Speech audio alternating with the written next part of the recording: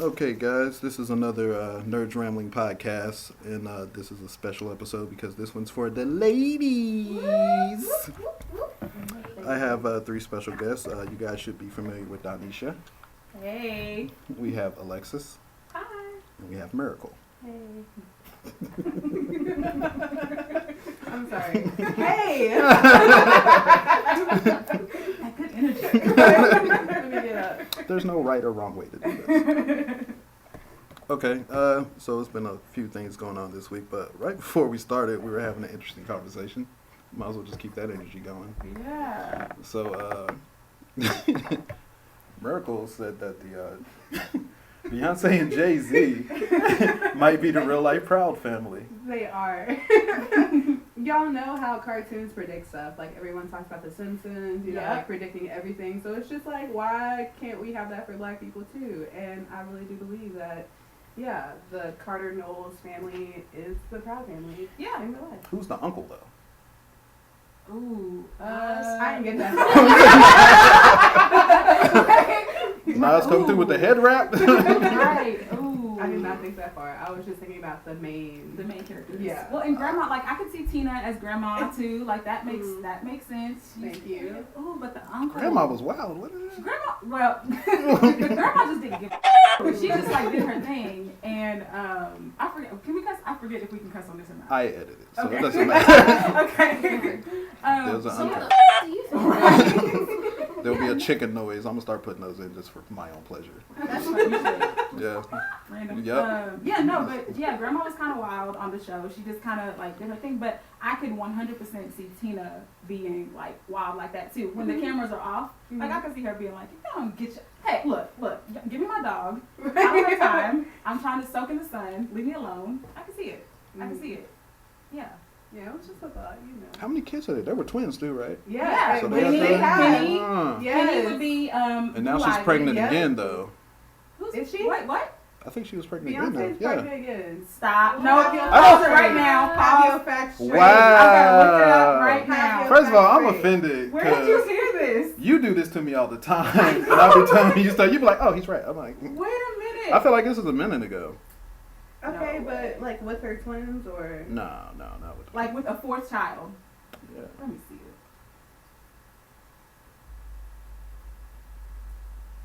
Not coming up. Yeah. Oh, wait. No, Beyonce and Jay-Z are allegedly expecting their fourth baby already, according to one tabloid.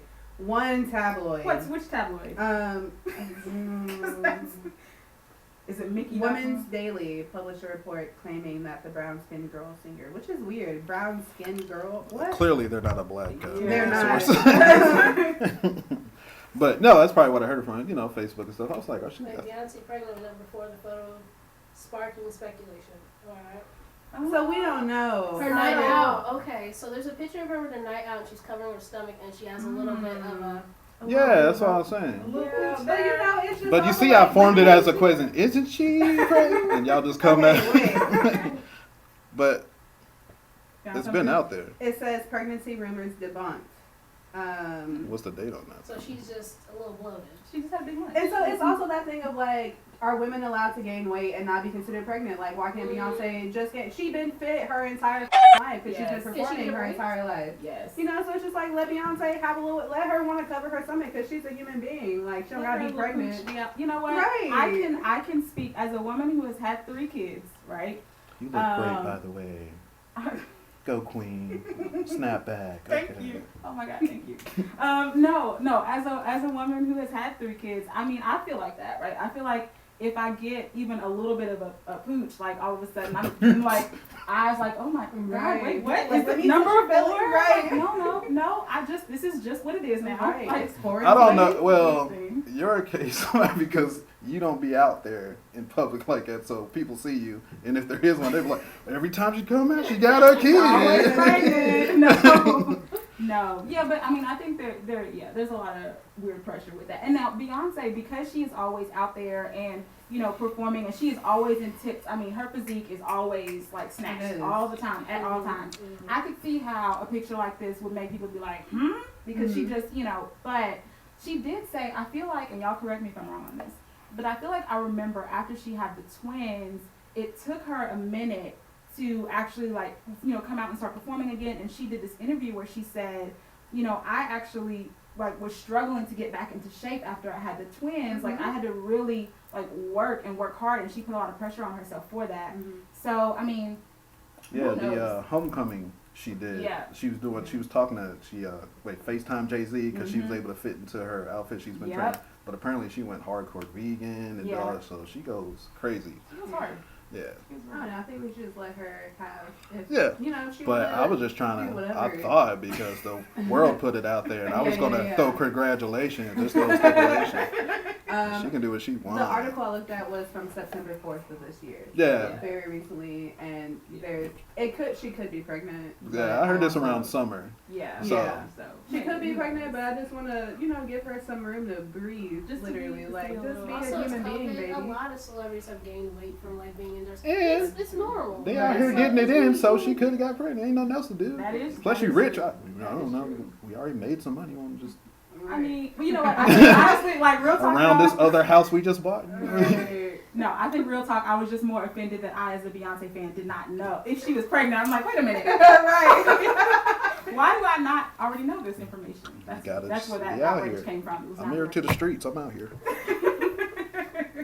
Yeah, but no, Proud Family equals the Knowles Carter clan. I 100%. I'm with it. But how many kids were there? It was the twins, Penny. Was that it? That was it. Yeah. Okay. Which is the same. Yeah. Okay. Like you have the older sister, and then you have the two twins. That's why they try to keep it under wraps. If she is pregnant, they try to hurry up and get this live action movie for the right. Like they actually really should do a live action. But it shouldn't be. Nah.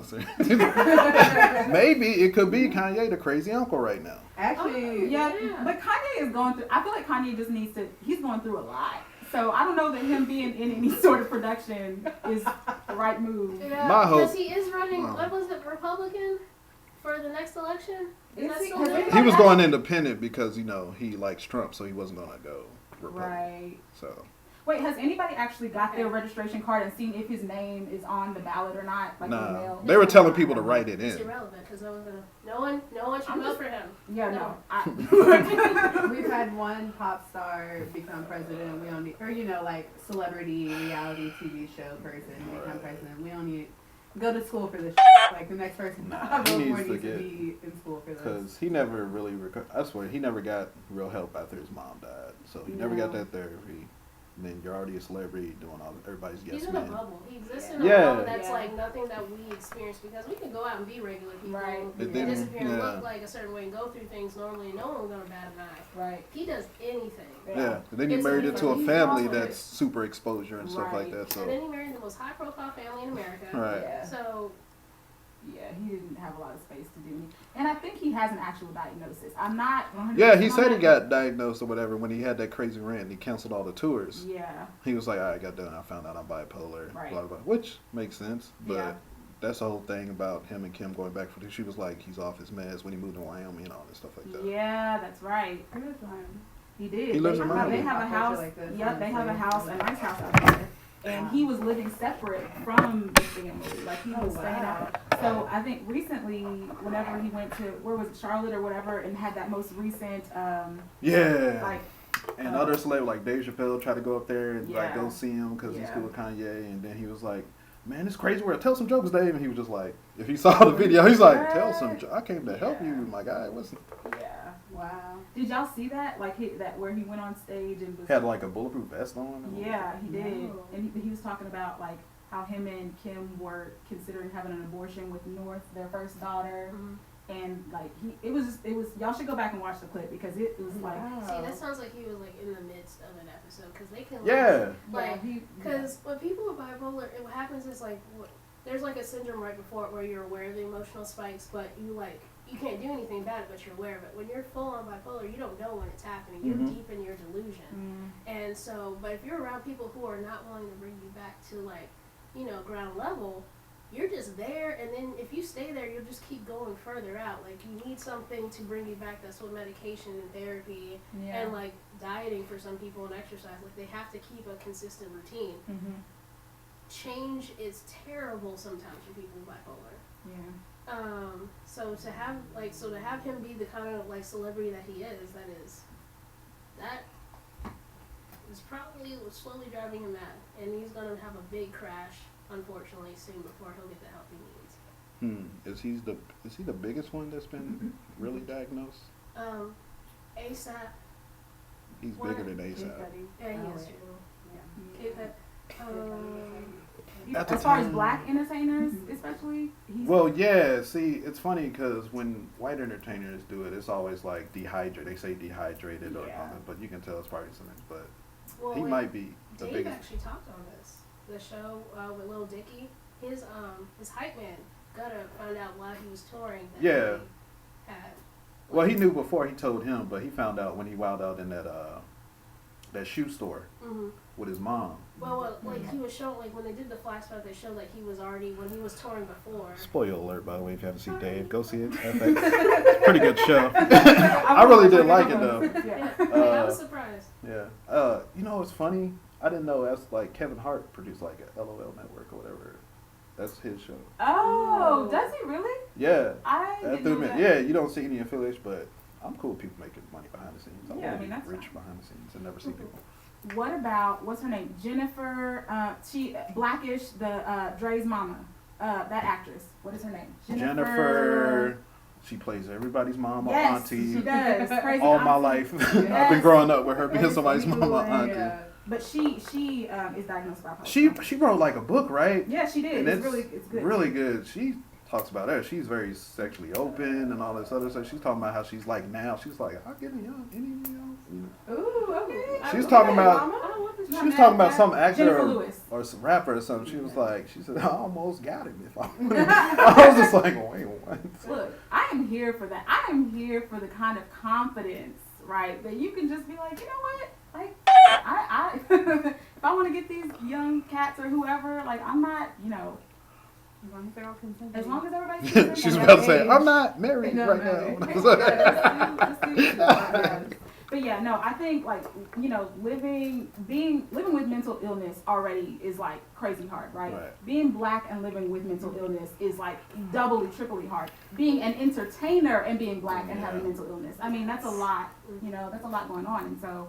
And it's wild also because like someone with that reach and with that much like resources still isn't able to get the help that they need. It's just like, what's wrong with our society that someone who has the money to pay for therapy or has the money to, like get on medication or or whatever, like whatever holistic approach that they need, still can't and hasn't. Like what? Like wait, that's actually that's black. Yeah, I could bleed into our other conversations about because black people, we have a thing about either enabling bad behavior or ignoring it or shaming it. Yeah. Well, not really the bad behavior. We're shaming something different that might actually be positive. Right. Like you have them as you're just crazy. You need to fix it. Right. But it's also the thing is like black community, like you going to a psychologist is like, and for It's a long still time, a problem. Yes, and it's like I've seen people tell their kids like there's nothing wrong with you. Yeah. You just need to sleep more, quit going out, and it's like, all the things that are the symptoms of the problem. Yeah. Like, you just need to stop doing it. It's like, oh, no, I need help to stop doing that. That's the issue. And they tried to, like, keep it on the down low. Right. But then it came to a point where some people had to, the individuals I knew that had to deal with it, something bad happened before everyone around them finally saw it. Yeah. And you're just like, we don't have to be here, it's fine. You know what, so two things like on this. Number one, my son, my oldest, has autism and ADHD, right? And he was diagnosed when he was 2. He's 9 now. And y'all, if I could tell y'all the amount of people who like don't, like in my family, people that I know, even people that I at one point, maybe considered friends, have just been like, nah, that's not a thing, that's real, that's just something they try to sell us, right? Like, you just need to make sure you're disciplining him right, like, you need to whoop his ass, you need to make sure he's doing all these things. But that's just traumatizing. If you know what the issue is and you're not doing the proper steps, that's just trauma. It really is. And it also, to me personally, I'm kind of just like, how dare you, like, because they don't, maybe it's because they don't actually see the struggle, like the challenges that he has every day, just to be able to even communicate, right? Like, imagine living in a world in your head where you know what it is that you need, but you can't communicate it out to people, and people are always frustrated with you, or people are just not, they're just not getting it. That's already hard enough, but then to have to like try to defend to other people, like, no, this is actually this isn't me just being, bad or crazy or whatever. Like, I'm actually dealing with some shit. Like, can I get some support? Whatever. Like, that's really hard, and I think it's partially why I actually just started my graduate program for clinical mental health counseling. Not trying to, but one of the, I'm not trying to make a big deal about that, but really one of my biggest motivations behind it was that I know that in general, but especially in our community, we do this, right? We downplay, or we don't get the help that we need. And a lot of times I think it comes from a place of feeling like we don't have the room to have issues, right? Like, we already have so many things stacked against us, right? We're Black in America, right? So we already are struggling. So you can't add stuff like mental illness, or like, we've got to be, good. We're survivors. We're, But so I get it. That's what makes it even worse. Is like, because it's from a place of love. Yeah. Like, how do you tell someone you love, like, what you're doing for me is not helping, it's actually making this worse. Right. But you do it because you love me. Right. Like, I have ADHD, PTSD, anxiety, and depression. I found out as an adult. And, like, finding out as an adult is different from a child, because it's like you already went through all the experiences thinking that you just had to overcome it and you'll be fine.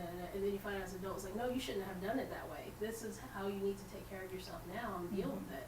And that was, like, almost like a weight off your chest when you go and get those diagnoses, because now you know what the problem is. Right. Now you can fix it. Now you can go and do something about it in a positive way if you so choose. Yeah.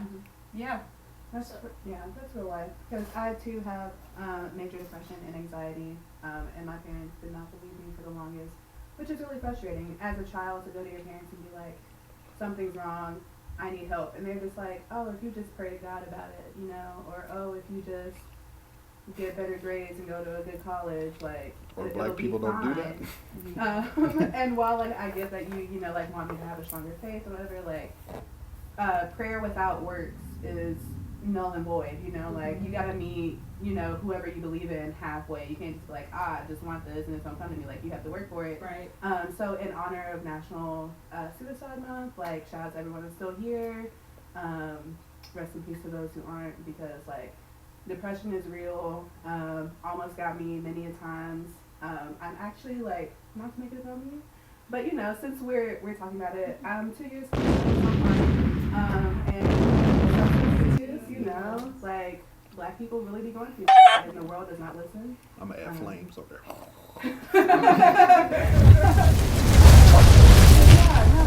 It's so hard, and it's hard, especially like once you are driven to the point of like what it feels like no return. Like, you can show the symptoms A, B, and C, but it's not until you get to Z where you're like at the very edge of people like, oh, something's wrong with you, and it's like, why didn't you believe me when I was saying it? Yeah, like, you're waiting for me to kill myself before you're like, oh, maybe we should take you to see someone. It's like when I was crying or like sleeping all day, you should have got a hint, but you didn't wait until Black people have a pride, and nobody wants to, like, nothing's wrong with my kid type thing. Yeah. And there's also a thing of like finance. It always gets like, well, to fix you, how much is that going to cost me?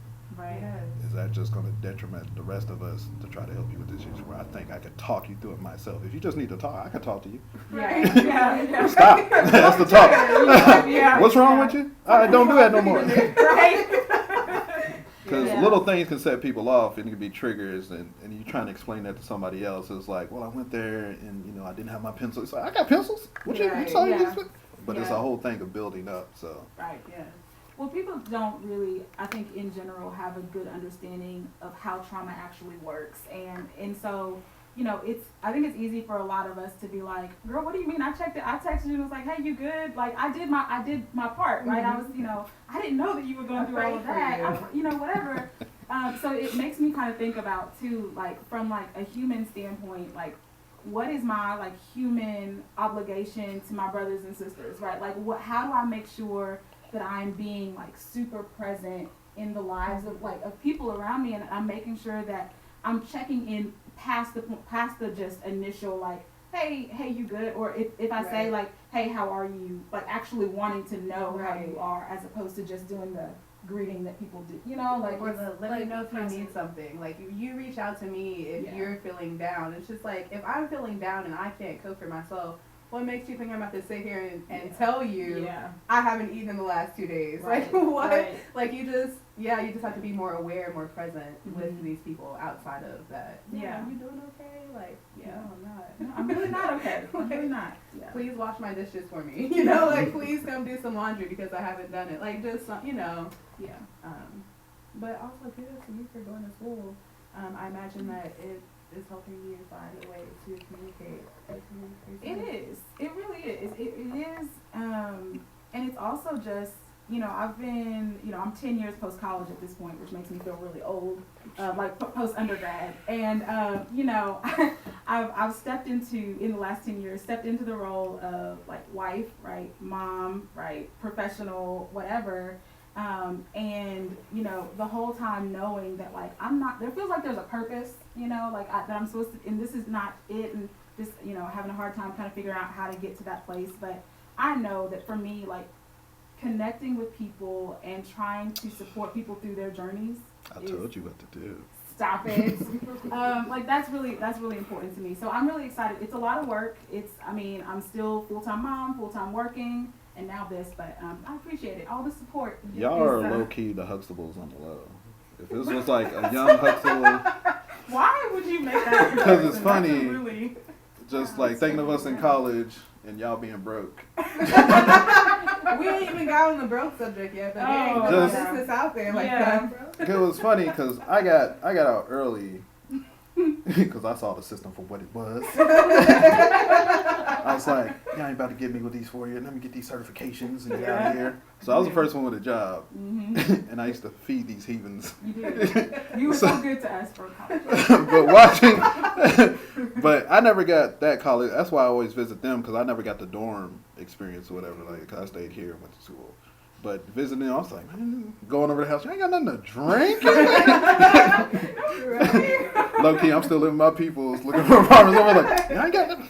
Y'all got the hard up here. Y'all do this? Water at the fountain? I was like, man, let's go to the store, man. I can't see y'all like this. I did my part for this. Y'all like this? That was my mental health contribution. I was like, remember I got y'all that juice 5 minutes ago before the break? Right. I did my part. Oh my God, yeah. But yeah, seeing their girl, it's funny to y'all are the second one with the house out of the group, right? Yeah. So y'all the second one, but y'all got the bigger house. Kids and all this stuff. Let me see. Y'all both went through. Nice. Alright. I gotta go up there. Yeah. She kept through and got her degree first, but he just got his. And it's funny because he was passing me up because I remember being in their little apartment in the duplex, and he's asking me because everybody's figuring out what they want to do at school. He's asking me about computer stuff. I was like, man, you should do networking. I was thinking making more than me. I'm like, I told you. He only works like 2 days. I was like, you should use one. I got a book if you want to use it. No, I don't know. It's a weird thing. I mean, I'm super great. We've been here for 4 years, I guess, and it's. We both grew up poor, like most of the people that we know. Broke Tennessee. That's the funniest thing, because y'all got these broke Tennessee. I was like, y'all don't have to. We don't have to live like this. No. We can get the pizza and we can straight. That's like, you can get groceries now, y'all. Y'all ain't got to keep eating this cold pizza and stuff. The kids are eating good, but us, we don't. I was like, y'all don't have to budget like this. Give your kids hot meals. You up there eating cold pizza over the trash can. Right. Yeah. But everybody's in this house. Everybody got cars. I was like, y'all already above with this American dream. So it's like, y'all not check to check. The fact that you were able to like take a break, go back to school and stuff like that, cushion for each other. Yeah. A lot of people don't have it. So. Yeah. Have you all taken some time to celebrate? No. Well, she has. What? You take your girl trips. Oh yeah, I've gone on a couple girl trips. I turned 30 in July, so we went to super grown. we try. I mean, the thing is, life is like, things just move so fast. You know, you get really caught up in your day to day and whatever. And we don't always necessarily take the time to just like sit and like, oh, you know what? We should be celebrating like where we are, especially because I think there is also something of a guilt factor, at least about being parents and having fun and the kids there. It's like, what about me? It's like they're living a great life. Just but get them kids. I know. They gonna be there when you get back. Still wanting stuff. For free. No, it's good. I think, you know what it is? I think we all just have to remember that no matter what roles we've taken on, right? So we're parents and friends and wives and husbands and whatever. Like, you have to still be making sure that you're taking care of you is like the bottom line, right? Because if I'm not taking care of myself, then there's no way that I can be a good anything, right? Wife, mother, friend, employee, any of the things. And that's not selfish. You know, it's not selfish to do that. So I think, as you know, to your point of, you know, this being, National Suicide Awareness Month, and thinking about all the dark places, especially in 2020. 2020 has been a hot mess. It's really important that we, as people, but especially as Black people, take care of ourselves.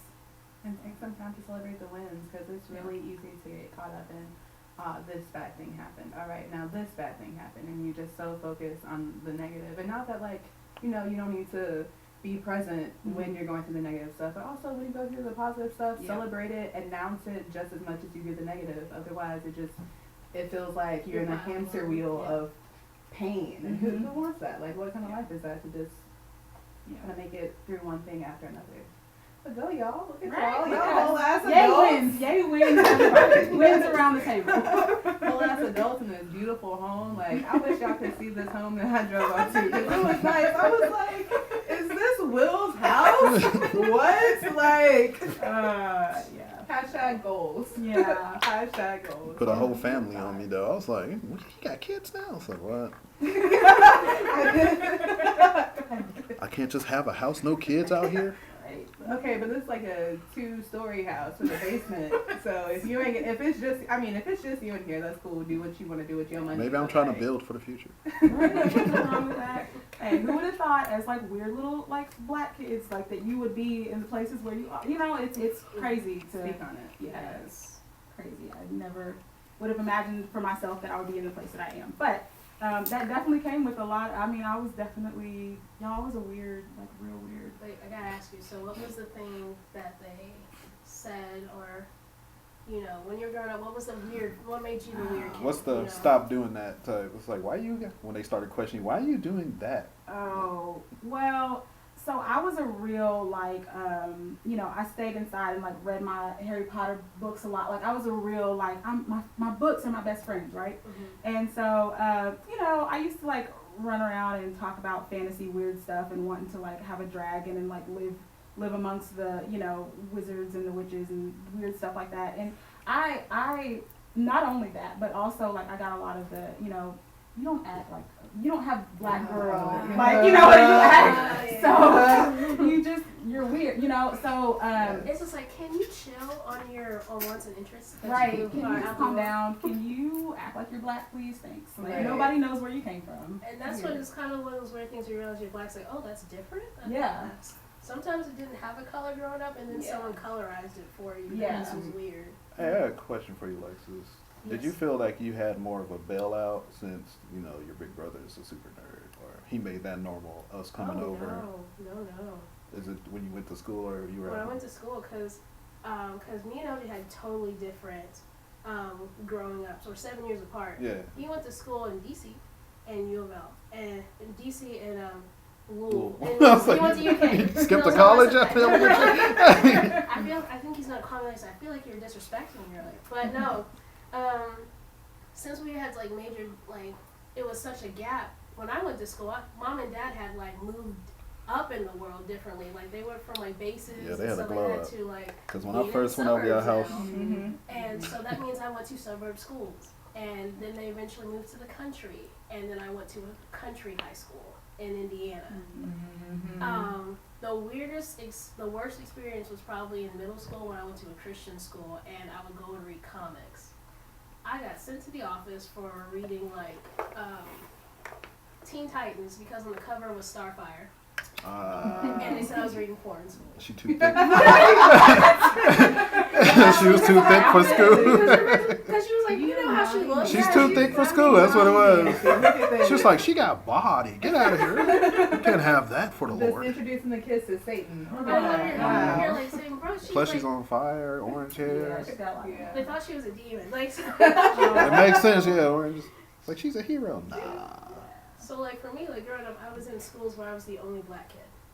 So that's what the whole point of that story was. Like, so I was weird as a kid, weird as a black kid, weird black kid that was into non-Christian things in a Christian school. So there was a lot of fighting your battles, like, privately, and, like, you know, a lot of, like, finding my own autonomy and myself and stuff like that. Like, that isolation you feel whenever you get addressed differently, because the other black kids, there's like maybe 4. Those situations, like, you're like, okay, so I have to take care of me and, like, keep this to myself. And then when you find a group that, like, likes you, like, you're like, oh my god, let me talk about other things and other things you do. See, I wanted to ask because our experience is different. Like, middle school, elementary, I was bust out, but middle school, in the middle school, and high school, it was half black to predominantly black. I know Lexington is not that face. Where'd you go to high school? To high school? Like growing up, what was your school situation like? I went to TJ, which is I think half black school, or at least at the time it was, and then I went to a predominantly white high school. So I was curious, like, you would think probably going to a more white high school, like being into comics and all this nerd stuff, they'd be more used to it because they'll just be like, oh, you're just with that group over there, but there's a group for it. And, like, predominantly black school is even more niche. But I think I was lucked up because in my neighborhood, there just happened to be this, like, Cartoon Network came out in elementary school. And we didn't grow out of it. Like, middle school, everybody was like, you know, girls touching booties, you know, sexual harassment, but not sexual harassment because we're minors. It's cool, right? Everything's cool because we minors. We're just trying to figure it out. It's because you know how little, like, somebody has a 3-year-old and they walk up to some lady just he's curious. It's cool until you get a growth spurt. It's like, he's curious. Hey, little man, what are you doing? He's 14. It's like, I see that peach fuzz. No, I'm a kid. Please believe me. Voice crackling. That's so interesting. So because I've never gone to a predominantly black or brown. Everything I've ever been in has been predominantly white. And so, you know, I was in this weird situation where, you know, obviously I was very aware that I was, like, not white, but I also never quite fit in with my black classmates because I was in the Harry Potter and Lord of the Rings and weird, you know, stuff. I didn't, you know, I still can't dance and I have no booty, you know, so, like, all these like stereotypical whatever, you know, black things I didn't necessarily associate with. So I was in, like, this weird space of, like, I don't even know where or how I fit, if I fit. So I would almost be, you know, just as uncomfortable in a group full of, like, all black people as I was in a group of all white people, which always seems weird when I say that to people. No, what do you mean? I had a similar experience growing up. Like, I had 1 year in a predominantly black school, 1 year, and everyone else was like, what happens is like you try to, like, find people that are your niche growing up, and you don't fit in quite anywhere. You, like, you have to act a certain way here, you act a certain way there. It's like all you, but it's like particular facets get, like, highlighted because this is where it's safe to be in this area versus safe over here. You don't talk about nerd shit with your black friends, and your white friends, you talk about nerd shit and whatnot, but it's like to, like, oh, I got someone said something because of my color. Like, you know what to talk about. Right. That internal, like, that dial that you have to, you know, I can show this me, but not, that code switching.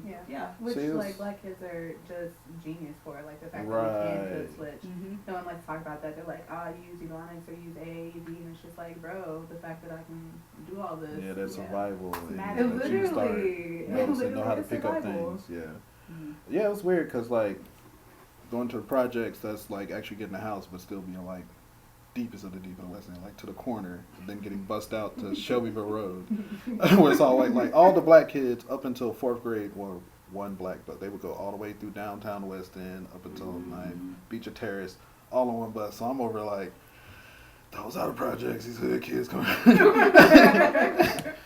And going to the bus, and we wouldn't see each other. Mm-hmm. It'd be 1 to 2 black kids. You get hyped. I'll never forget. Brandon Brown was the only other black kid in my class. First and last name. Hi, Brandon. If you're watching, there's a million of them. You'll never find them. Wait, no, he's gonna be out there and be like, I remember you. He was like, oh, dog. Word up. I thought you survived. But yeah, he was in my class. Let me see, Jacory. I remember Jacory because he actually lived out there, so he knew all the white kids. Everybody else is trying to like, what's your name? Taylor, Adam, and I was trying to figure out. Then DeMarcus, Deshaun. Daywalker. It's like the kid that like every like black black people, white people, Asian, this black kid that knows everybody can just like.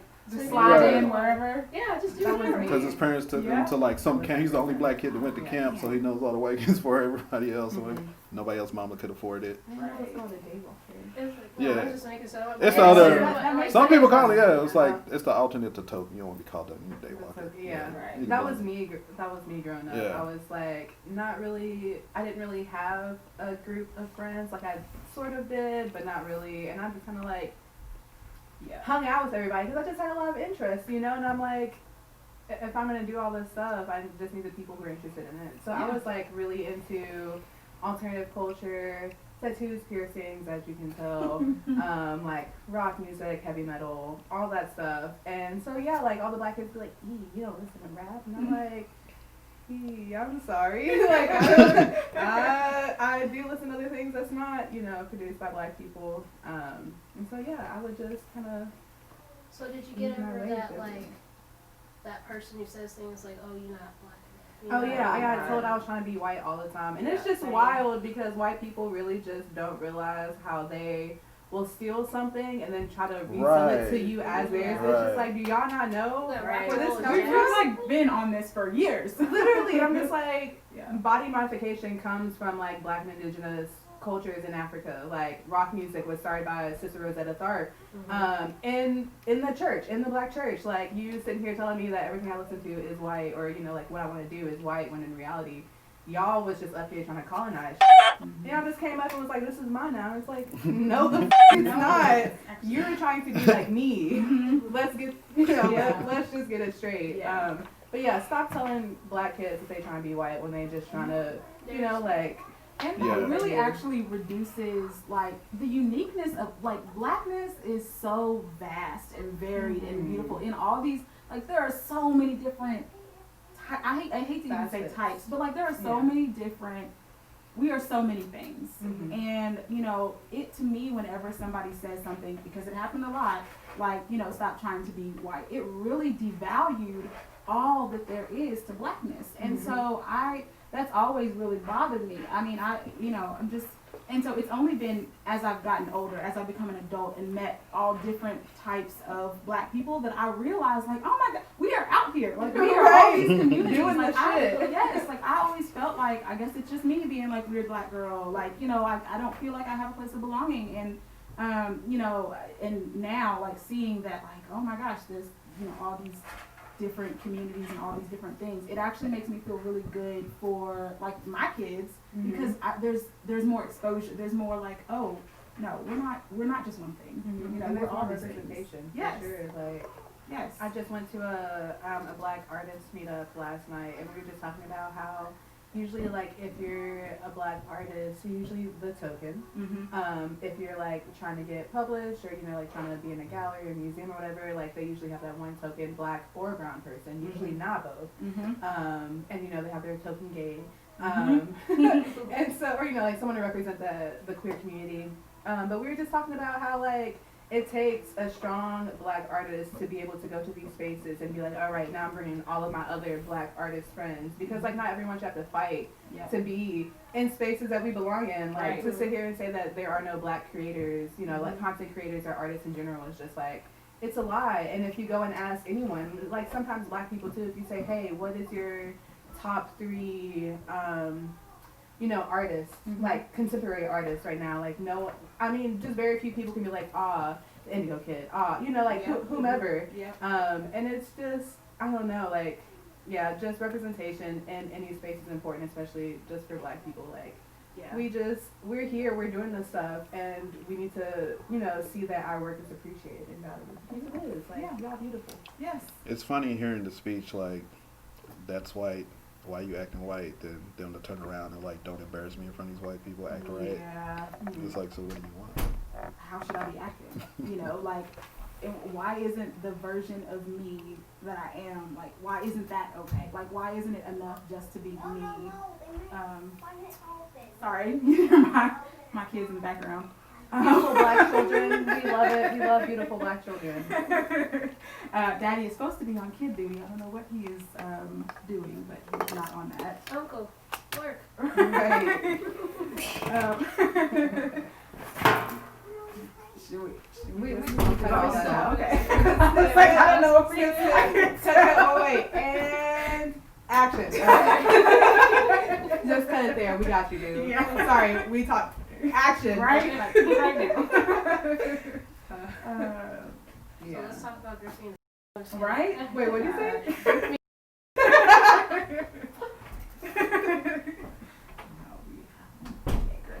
He's handling my kids with my business now. So I'm gone. Because he's Uncle Griff. Yes, That's his job. it is. We ain't gonna praise him for doing his job. You are so right. That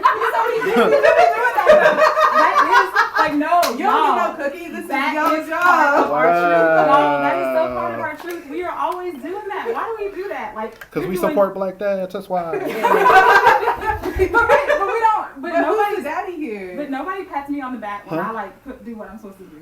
Just to let you know, the Right. pack comes when they're 28. Oh, okay. They're just like, I'm sorry. For everything, right? It'll come later. It'll last way longer than Oh, that. right. So just right. You just got Send 20 the more pack. years. It's like 20 something years from now. That'll be great. Yeah. You'll just be like that, thank you, and now that my hair is gray. I appreciate it. Right. Oh, They'll girl, take you out to dinner. I've already got some. Can we talk about how the okay, so No, you don't. you know how okay, melanin popping, right? Like we as Black people, we look good forever, right? But I have noticed in the last few years, that, like, look, I'm gonna let y'all look real quick, but like not too close, not on camera. Like camera don't look, but like look real quick, like real quick. Oh my goodness. You'll see like all in here. Well, You don't want to be a silver the fox out here? texture. Silver fox does not seem to be the case for women. I will Yes, say. it is. Why not? You didn't see that For men, there are 70-year-old lady with the full... Yeah, but they don't call, you don't call You an don't call older her- lady you don't a call her silver a silver fox. fox You call or a a silver man lady. like, what's his face? Oh, Clooney. The Clooney, who always plays the fox. Clooney, but I was gonna say Because Anderson. we call her Cougar whenever What's she's his in name? Younger Guys. The It's kind old of news Rocky anchor. Rocking, though. Anderson 360. Anderson But Cooper. there's no He's term always been officially great, for though. He's not that old, women. is he? How old is He's he? not. But I'm just saying, like, you would call We need to him. fix You that. would call all these older men. So silver what's the foxes, but term you don't call for that for a women woman. Exactly. besides there isn't one. cougar? There I've heard isn't silver one. fox. There's- man. For a woman? Yeah. Why you get all aggressive on the No, mic? because I've never. I've never- You calling women No. foxes? Well, because in general, like women aging has not historically been seen as like a Right. really positive thing. Right, I we don't- call shrews. What the you mean? Again, I think we're taking it from the dominant culture in this country and not the blind culture, because there's a lot of dudes trying to get older. Shit. Actually, Sure that's the don't. thing that I remember growing up here from Yeah. like men that were just like, We used to "Oh, talk- older woman, they right. like, "One, I know what to do. But like, Right. no, I Sometimes we want to get taught. Sometimes Who? you 21, you're over like, I got to do everything. I don't know. Right. I got 3 moves right now. Right? Like, you want some of But this- see, that's what I'm talking about. But yeah, I don't think that's all. There's a lot of stigmatism, like people have grown up, but I don't think that's really in our culture. We have our own toxic things, but like our problems with women aren't like the weight thing, because our women are just usually built different. So we've never had, oh, you got to be 98 pounds and look like a cheerleader. That's never been our. Sickly as like, Yeah. you trying to make me blow over in the wind? Like a lot of movies and stuff. That's why we want representation, because like they're Melly, she's coming down the stairway, she took off her glasses. You're like, that's who I'm supposed to love in this movie. That's what we've been waiting for. That's who you betrayed your friends for and all this other crazy. Right. Yeah, But, no, you're yeah. right. That's true. That is true. Like, what's your girl? that's gonna be me. But What? like you seen like Ted 2. The Mark Wahlberg movie? Yes. Yeah. With the big eyes. Well, yeah, and they kept talking about her big, but she was like the lead chick for a lot of movies, a lot of times or whatever like that. And Ted was just talking about it. He was like, yeah, she looks like Golem. I was like, why are you? That's who you want to be with? She's cute, but yeah, but I'm just saying, but like her being small, but them making fun of it and stuff like, it's like, why is she always the lead? But she's like, yeah, because I remember like in early 2000s, like rom-coms and like all those movies, like you know what she looked like. She looked like a girl you probably went to school with that you didn't talk to. because she was in Jennifer's Body, right? Yeah. She was in Jennifer's Body, right? Yes, she played the best friend. Yeah. And they put glass on it, and then she took glass. I was like, oh, your eyes were still that large. That one white girl. Yeah. But like Sucker Punch, y'all seen Sucker Punch? Yeah. Like that whole line though, I was like, why is she the main when all these other girls are gorgeous or whatever, and she don't even. All right. I knew they wrote that movie. Like the whole point of that, like she's supposed to be an incredible dancer, sex appeal, and all that stuff, and she goes into this imaginary world, right? No, she's actually being prostituted. Yeah, well, it's like, that's what I'm saying. like but that's why she's going years into this of- imaginary world because she needs she to can escape leave from her this reality. terrible, Yeah. And you notice they never show her dance because she ain't got no. They had to write. Oh. They had to write out her doing any act. She always coming back from a spin over like, I'm awake now. It was like everybody's, oh, this was incredible. I was like, you could have found anybody on the twerk team. Anybody out here, you got professional dancers on early YouTube and stuff like you could have found. I was like, you picking her and trying to make her like build her up to be. I was like, you got somebody on that cast was like an actual dancer. I was like, why don't you just make her the lead? Nah, she got to be blonde. She's got to be 5 foot and skinny. So Yeah. But like I said, that's not our. Right. No, that's true. That's true. That being said, I still feel some type of way about being 30 and having all my silvers in, but I'm trying to. We appreciate that. Thank you. Well, You never heard him complaining about that. No, he's Exactly. Just like sprinkled throughout. I think you look good, girl. I mean, Thanks. how you feel about yourself is how you feel about yourself. But you First of look all, good, let's not act girl. like we throw turquoise blue or something in our hair or anything. So a little gray is not the wildest thing we're ever going to see. I mean, that's true. Well, and I'm really am, like, I have not dyed it, and I have committed to myself that unless I just wake up one day and feel like dyeing it, which I could, like, I don't want to hide from, like, who I am, right, in any way. So I'm like, okay, Donisha, if today you are rocking 15 gray hairs, like, that's cool. You're more experienced. You've lived more life. This is just a sign of that. Just like your stretch marks are battle wounds when you carrying these kids, right? Mm-hmm. Like, you just have to, embrace that about yourself. So I'm fine with it. I joke about it a little bit. But, I don't know. There are definitely still,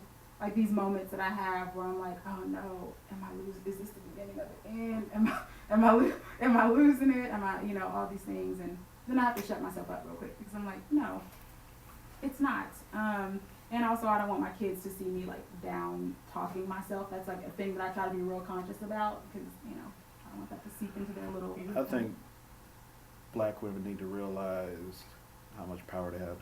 I think the trends are set goes black women, probably black gay men, black men, then everybody else.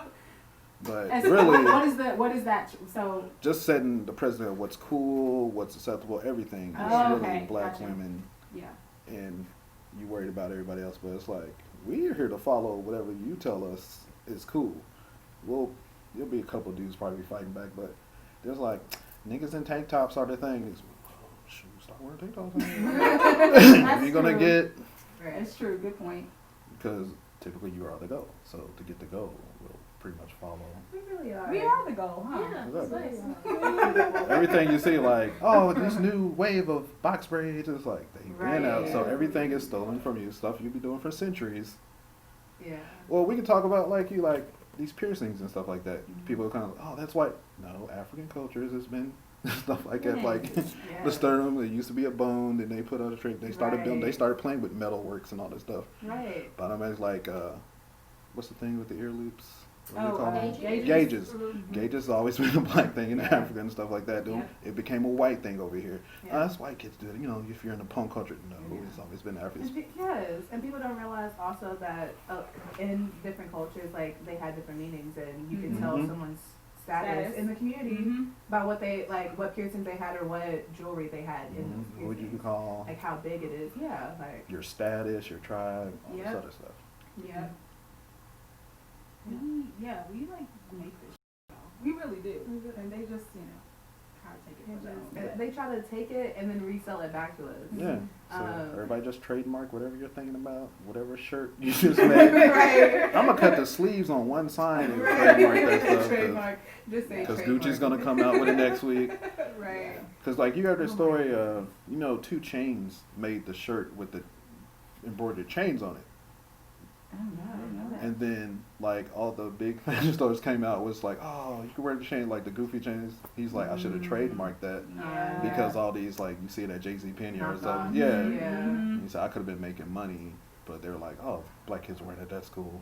It really is like that. Like even companies like Fashion Nova and stuff, Mhm. it has so many. They're literally based off knocking off. Yes, they have cheaper. so many complaints against them from black artists where they're just like, oh, this is cool. We're just gonna put out one and then like grossly undervalue your creativity and your hard work. Yeah. And so instead of your stuff being like $100 like it should be, or like whatever, Yeah. we gonna put it. It was down cool for, when like, they were doing it 10. to the big Yeah. companies and stuff. It was like, yeah, y'all stole Yeah. it from somewhere else anyway. But when they started Right. doing it, oh, I saw this on the corner, some dude selling. Like, wait a Then it minute. become- Well, you know, I think part of it is like we're not, and this is part of the whole system, right? We're not taught how to make sure like we patent our stuff. Like we're not. That's We're not. not taught how to, like, we're not take care of taught how to our do that. own So we selves. have to a lot of Like in shit. that sense. Right. I feel like a lot of, no, you're fine.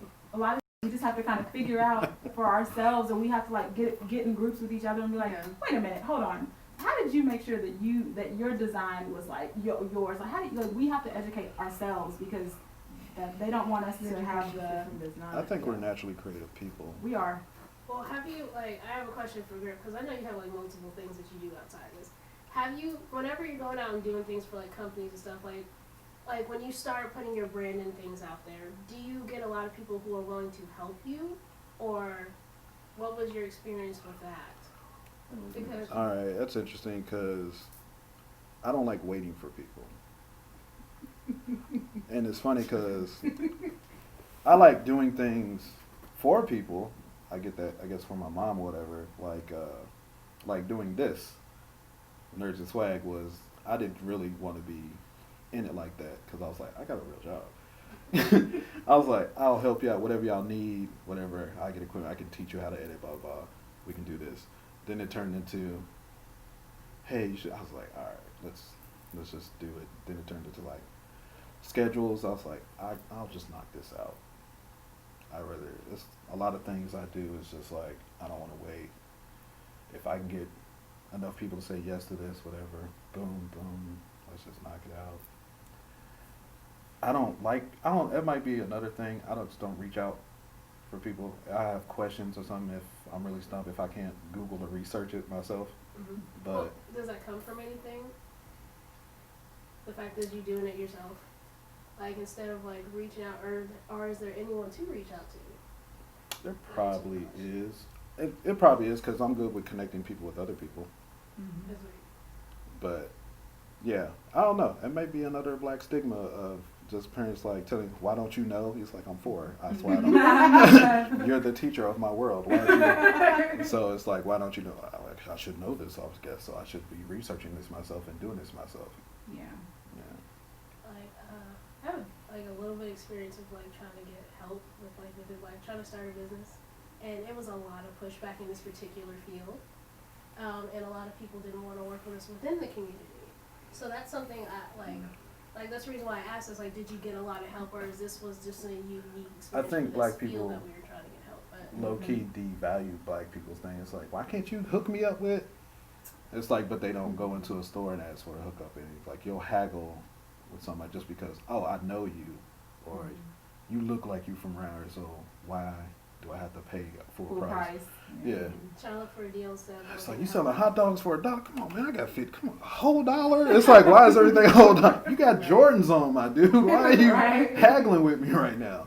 Yeah. T-shirt, $15. Oh my God. You got a whole Nike tracksuit on and stuff like that. T-shirts be like $40, $50. I'm like, for some college. Stop it. Nigga, we picked this way back in the day. Give me my shirt for free. The fuck? I'm gonna pay $50 for it.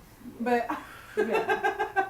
that was another thing. Yeah. But no. But yeah. But yeah, when you get into stuff like getting into materials, people don't know the black. They just think like, oh, you just found a shirt at the gas station and you printed on it. It's like, no, material and stuff like that. That stuff costs, especially if you're not a big machine behind it. Mm-hmm. It's also, just capitalism has, and like Western Western society in general has informed like how we consume things. So yeah, if you're like used to getting $3-4 t-shirts, if someone is charging, let's say $50 for something because maybe they like hand sewn it, you know, or like they got their work sourced in America where we actually have labor laws, as opposed to, you know, shipping it, you know, like outsourcing overseas where they don't have labor laws and people are getting paid like dollars a day or cents a day, and I'm like, yeah, that's gonna seem crazy to you. And I think that's just a product of Western society. Also, the whole thing about trying to start a business or trying to start something and getting pushback and like not getting support is definitely a Western like ideology where you just have to pull yourself up by the bootstraps. You have to know, you know, and be the authority over what you want to do and then do it yourself. Like, and it's just so weird because community is a beautiful thing. Like living in community is hard, but it's so wonderful to do so and to rely on other people and, you know, like kind of pool everyone's abilities. Like our community is beautiful. Yeah. We're resourceful, we're strong, we're creative, we're whole, and like if we could just, you know, like pool what we can do, our businesses would be blooming and blossoming. And because we are the major consumers of this country, so you would think all of us would be rich if we actually supported it. And we be spending our coins. Yeah. We like the whole blackout day that was supposed to happen. Because it doesn't recycle. Like I don't think the black dollar stays in a day. Yeah, it's like one transaction. Within the community, yeah, it doesn't. I think it's like less than like one transaction or less. And it stays. Yeah. And other people would be like 15 times go by within their community before stay it within leaves. weeks. Asian community, I think it just stays there unless it's something else. Yeah. But yeah, that's the thing. We don't really. Like I said, I think everybody else devalues us, so we kind of get that. Internalize it. Yeah. Yeah. It's real messed up when you think about it.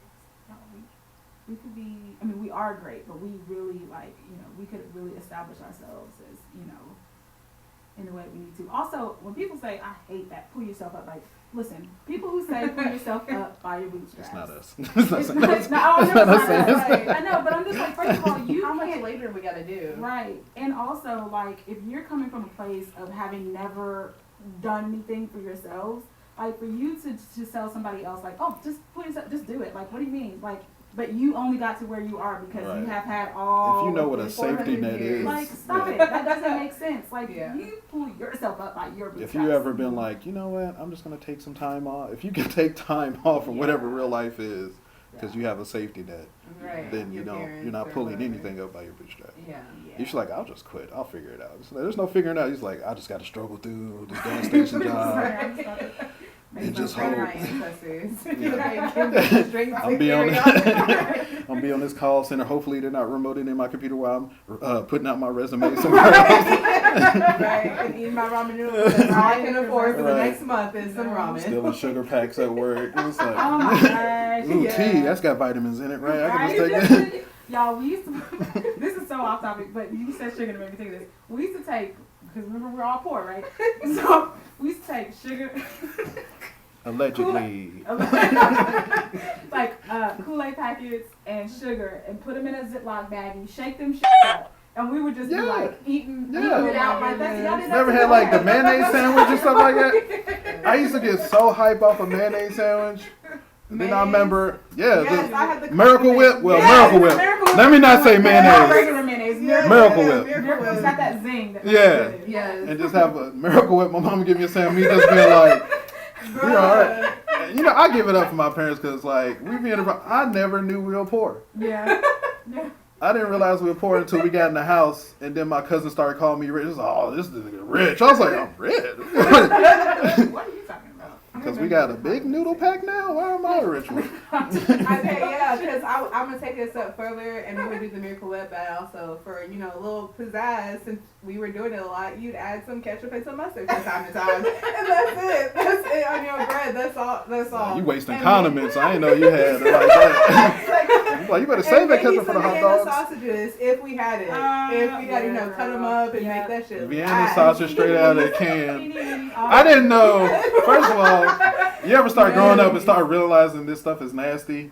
Like when they start buying realer stuff, like I remember the first time, like, because we used to take Vienna sausage just eat it out of the can. You're like, you better go in there, you do it. I was like, cool, all right. Right. Then they actually got the real beef hot dog. I was like, you're supposed to have a snap and chew to this? It's not just supposed to dissolve in there. I was like, what are you feeding me out here? Yes. I've never gone back to Vienna sausages, honestly. Like, I can't.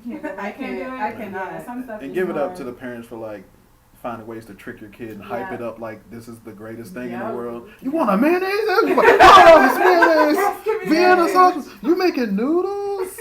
I remember my auntie teaching me, like, going through making noodles. She was like, y'all can fix y'all something. But she's, like, showing us. And it's like, no, you add the pack last for the extra flavor. I was like, oh, the tricks. Yes, yes. You don't need all that water in there. It soaks it up. And you're like, oh, my God, they are killing it. Going to school, it's like, y'all ain't never had noodles. Ramen noodles. Right. Like, oh, y'all don't know? From the Japanese place? It's like, yeah. Just gonna jack the price up on it. No. The white kids over was like, yeah, we go every Sunday to Japanese place. They have a hibachi. I was like, what's a what? Wait a minute. Is that on Ninja Turtles? They eat pizza. I don't know what you're talking about. Oh my God. Yeah. No, I think, well, because it's kind of like one of our jobs as a parent is to, like, you want to not only protect your kids, but you just don't want them to have to worry about the reality of the world too much, right? Like, we already have to, we have to educate them on how to, react when they're ever pulled up. Like, we already have to do a lot of taking away. You're actually raising people. You're responsible for a person. For a future. Yeah. That's crazy. It is. It's actually really scary. Don't make me think about it too much, y'all, because my whole goal, I used to think before pre-kids, right? So 20-year-old Donisha, since I had young. Pre-kids, I was like, oh yeah, I'm gonna have all these goals for, myself as a parent and my kids and what they're gonna be like, whatever. Now, I'm just like, let me raise decent human beings, and that's my goal. Like, my whole goal is like, let me raise people who know how to love and take care of themselves and care about other people. Yeah. And like, that's it. Like, that's all I want to do. And if I've done that, then I feel successful as a parent. So we'll see. Fingers crossed. A lot of people I know. So yes. Like, looking back at some of the stuff, kids are super resilient. So I won't ruin one too bad if it ever happens. Because you had a chance. It's like, it's half my fault either way. But because, like, looking back, like, we had that conversation about like teen clubs and stuff like that, and like, we were 12 and it went up to 18 and older. There was adults in there, like. Whoa, wait, where? Oh, that's right, you're not from here. All right, so Louisville. What? Y'all had teen clubs here? Yep. Yeah. 12 they always get 18 shot down because the older kids would come in, and adults that were not kids would come in and. What would you So yeah, you didn't hit the peak era. Like, you missed kind of like the Derby when it was like low key under tier Freaknik and all that stuff like that. So somewhere into like end of the 90s up into 2000s, Louisville decided, hey, kids deserve some fun. We got this DZ puzzle places. Let them dance. And they need, some chaperones, right? Let their parents and other teens get in there. Be in there chaperoning. And dance. They like at the hippity hop and all that. I've seen House Party. They can dance. So I think it started, my first film was like Champs. So it's another thing about like the intermingle, like, you got one or two nerds friends and then you got, your hood friends. So it's that where it's like, oh, we both like Dragon Ball. That's our connection. Oh, Dragon Ball's cool. All right, you can hang with us. You got to play basketball every once in a while at the park. All right, I can do that. It's not bad. Like, there was some, like, parents force you into sports. You're like, I guess I'm cool. You won't beat me up. That's how you survive the hood. Yeah, You got to do something else. They accept you. Like, make me laugh. Make me laugh now. Okay. All you need is one back. Leave the little dude alone. He's funny. There's always like the super older kids somewhere hanging around these little kids. So one friend's like, you don't go to Champs? Like, I don't skate. So Champs is not crossed my mind. It was like, I don't skate. Skate. Girls. And it's like, girls still on skates. No. After 8, they stop the skates and it's a party. Oh. Still in that weird adolescent preteen. Yeah. It's like not really. Like Chuck E. Cheese, something like at the bars, or laser tag. Laser tag.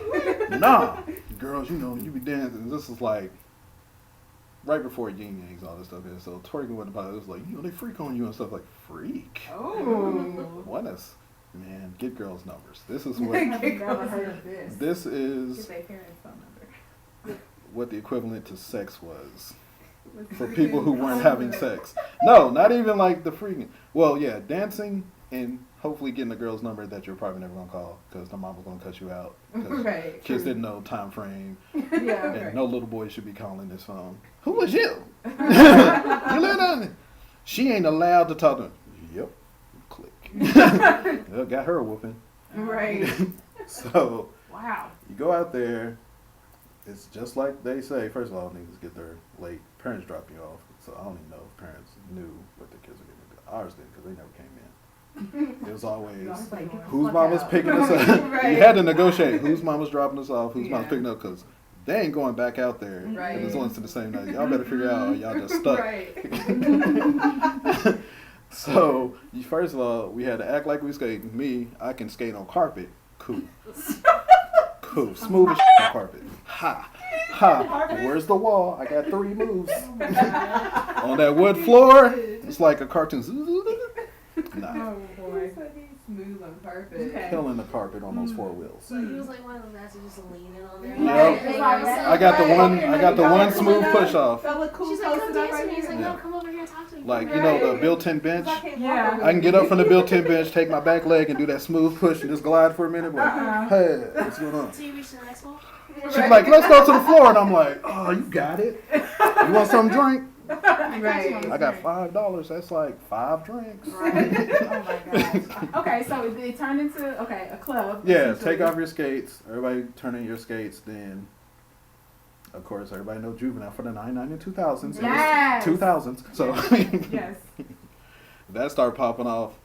And like I said, so you got getting out of elementary, predominantly middle school kids, because that bled into us being in middle school. So like I said, it'd be high school kids and then some grown. Because I remember my first dance being with some girls who's like, because back then, it's probably, all this stuff is problematic in hindsight. You just walk behind somebody in the middle of their dance and just hope they look back and everything. That was the check. Look back. If they keep going, thumbs up. If they stop what they're doing, that's your night. It was all bad. You better All bad. hope it's dark enough where you can finagle your way through the crowd and go on the other side. It was like, that wasn't me. That's crazy how she turned on that other dude. Would you like to dance, girl? Oh my God. Yeah. Wow. So the girl I was dancing with, the lady I was dancing with, because while she was bent over dancing was on my nipples. That's how the size difference was. But you know, the girl, go ahead. I was like, I'm doing something right. And I was short. I was a children. At the time, I was a children. So right, I was just one child. And twerking and stuff, and then it was like, next song, and you just have to go back out there. But like that trend's just like, this is okay. This is what we're doing. This is. And of course, she wasn't giving her number to no kid, but that boosts your night up. It's like, he's dancing with grown ladies, so clearly this 5th grader is going to give me her number later. That's crazy. I did not know that. Oh, yeah, so champs, but then when you actually get in middle school, you can, you'll hit 13, really 12, you can sneak in. The O'Malley's and stuff was open. The Irish I'm bar. not from here, so. Oh, no. I'm thinking of the Irish Irish Club. bar on All right, you know Barstow. where Oh. 2nd Street was, that corner spot? Uh-huh. That used to be, I think it's Club Live now, or whatever, or was for a second. All that was O'Malley's. Oh, okay. But there was certain, you heard of Petrus and stuff like that, because that was still going on when we were in college. Oh, Shades and Yeah. So, Club Swole, hell no, there was abundance of them in there, but they would have teen nights. Oh, But okay. I don't think there was a requirement. They just look at you, it's like, all right, you're a kid, get in there. As long as you didn't look like, Kids in there having fun. yeah, as long as you didn't come in there with like a Dora Explorer backpack or something, they're like, hey, wait. Other than that, it's like, you walked in here confident enough. Okay, by the time your era of that, it was like shutting down because they got too many fights, too many things were going on. Yeah, we had a conversation on an earlier episode about we being in O'Malley's, and it was like our freshman year of high school, and a bunch of dudes beat up the bouncers, but they were other kids. So we just sitting in there like, oh, we just came to dance, and you see like an upperclassman take a bar stool and slam it against a grown adult. You're just like, we're not safe. We're not safe out here, because that's the adult in the room. That's too frank. But like I said, if you were cool with the hood dude earlier from childhood, you was like, oh, don't mess with him. You're like, see, that's so much navigation that you got to make sure. Like, yeah. Let me make sure I wouldn't see that. That's like 10 years prior. It's like, remember that time I made you laugh on the basketball court? Yeah. Remember that time I did that layup we won? Ooh, I don't want to have to worry about this. Like, guys, why can't we just dance? I didn't have to worry about that. I was sheltered, so. Yeah, same, literally. High five. Yeah. Same. I I was like, in my house. They were like, no, there's like, you're a little black girl.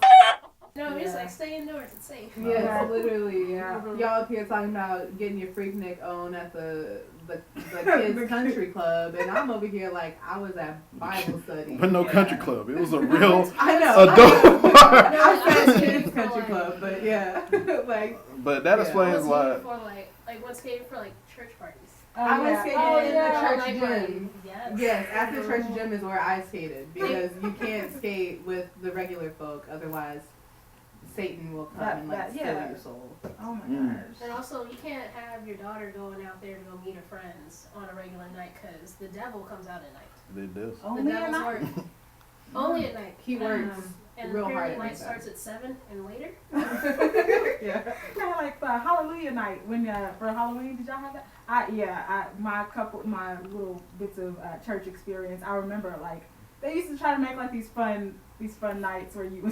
Yeah, it's like, hey, you want to do that fun thing with your friends? But you can be at church. Right, you can be at church praying to God to get rid of your sin. Yeah.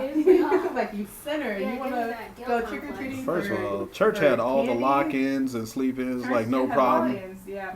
Okay, church lock-ins. Sometimes things went down. Yeah. But I like the church lock-in. Yep. Look. What? I didn't know about none of that. What? First of all, in the church parking lot, sure, but Yes, not in outside the doors. church. well, the lock-ins probably wouldn't be in church. If your church had like a center, or they would probably go to, they would rent out of them.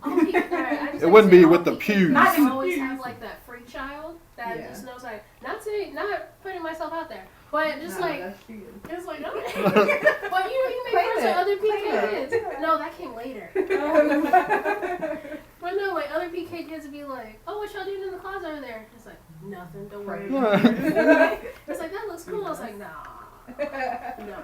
But you do be like keeping these kids in this bubble, and like nobody knows. Everybody's trying to figure a thing. What do you think is gonna happen? It's like, well, you're the only person I know. I don't really like you, but gotta figure this stuff out. Right? You got the opposite. Somebody's gotta get touched. Or the same. By God's hands or mine. Right. It's like you'll get a blessing from the Lord. Oh my God. There's a lot of loopholes. They be like, well, Jesus said as long as there ain't no boys in here. Oh yeah, the amount of lesbians that came out of my church group. Right. That was all the private school girls. I always thought about how they were all like against like boy girl sleepover, but they never said anything about like the heteronormative ideology of like Judeo-Christian. Okay, if I knew I could have been experimenting on these all girl nights. That is a little frustrating in But you know what I mean? Like, it's like, oh yeah.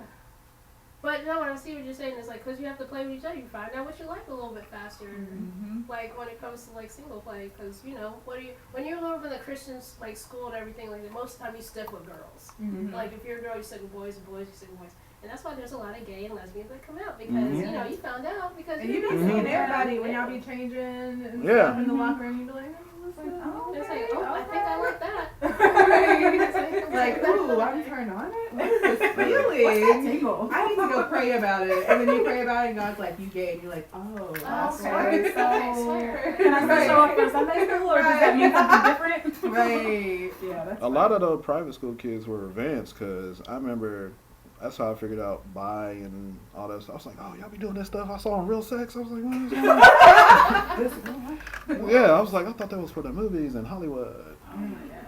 But no, like a girl's like, yeah, we kiss girls all the time and all that. It was like, for real? Kissing girls is fun. Yeah. You should do it if you haven't. Right? I try it all the time. Girl experience, It's like my life's goal has been like to kiss a girl. To kiss a girl? no, this has been. Hey, if you still messed up, that's fine. No one's gonna judge you. No. Kiss a girl. Hardcore lesbian over here. I'm chasing them. Yeah. But no, they were super events because, like I said, and then when they were held to dances, it'd be with the all boys schools. Where I was like, you got these people pent up. And that's why they be wound out under the bleach. Like I never knew what under the bleach. I was like, oh, thought that was only TV too, but it's not. It's private school kids. They do all that wild out.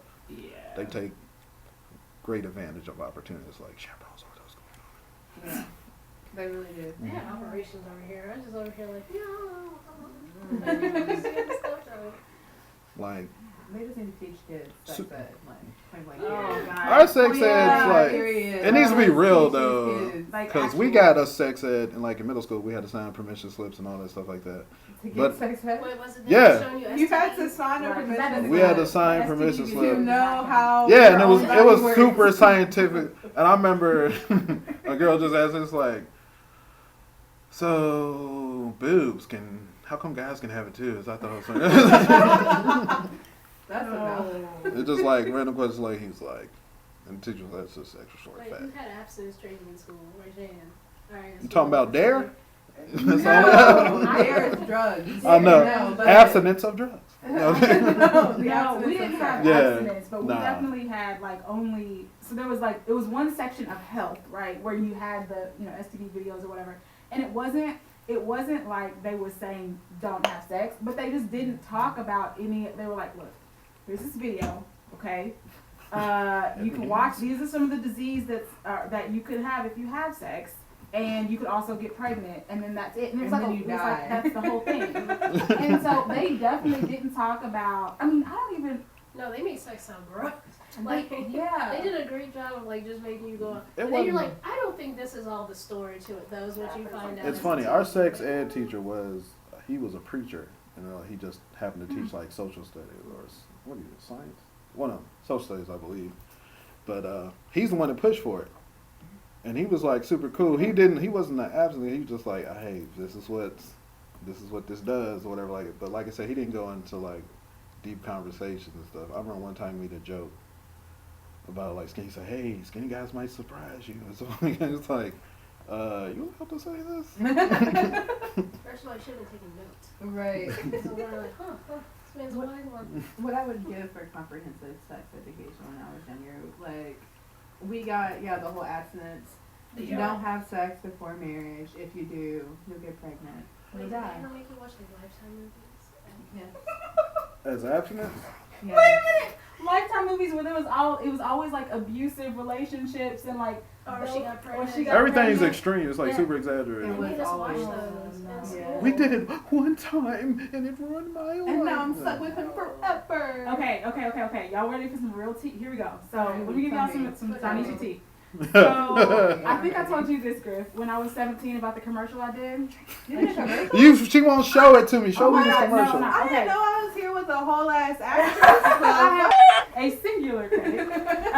Right? Okay, so I was in drama. I don't know if you guys can imagine, but I was in drama as a senior in high school, and we all were required to audition for this commercial as part of like our project thing. And so, I went in and I auditioned, and they didn't tell you that much about what the role was actually going to be. You just had to go in, read a couple lines, whatever. So I did, and they called me, and they're like, we want to bring you in for this part. And I'm like, cool, what am I doing? And they're like, you're the girl trying to get your friend to have sex. And I was like, I am? And they were like, yes. So imagine the scene, okay? We're going to this.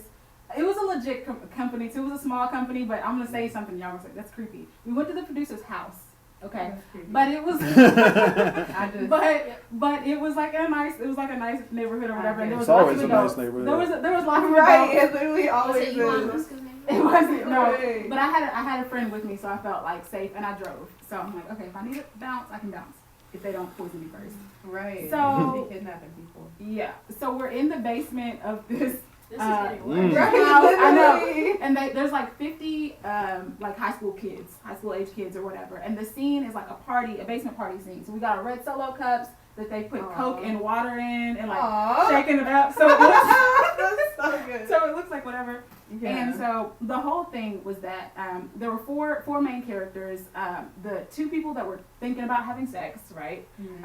And then the girl's friend, who was me, and then the guy's friend, who were trying to encourage them to have sex. The Jezebel. Right? So, yes. So I'm over here, like, I'm on the couch with my friend, and I'm like, girl, you better get it, right? And then his friend is over there like, hey, man, she's looking at you, right?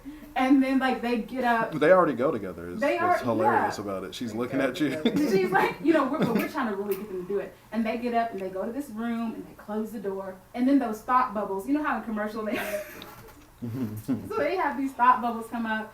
And my friend Shaniqua is like, should we do it? I don't know. I don't want to get a disease. I don't want to get pregnant. And he's like, I don't know. I don't want to be disrespectful. Like, these are the thought things. Mm-hmm. And they end up deciding, long story short, not to do it. And they come back out. And I'm like, girl, did you do it? And she was like, nope, but we're good. And, like, this is how the commercial ends, right? And the whole thing was, it was an abstinence commercial. And, it was such a weird... I got $500 for it, y'all. And free pizza. Ooh. So at 17, I was like, I have made it. This is like it, right? This is the thing. That was your Showgirls debut? That was my debut. I have the Divid somewhere. I told Griff, I don't know where, but I have it. Somewhere in this house, maybe. But it was so funny because this is like, we're all like 17 and we're all like whatever. And they're not even a religiously affiliated organization like this production company, but they're like pushing this whole abstinence thing. And I'm like, look, abstinence is not a real thing for teenagers living in this time. It's just not a thing. What you need to do, maybe it is for some people, but generally it's not. They ain't seen Euphoria?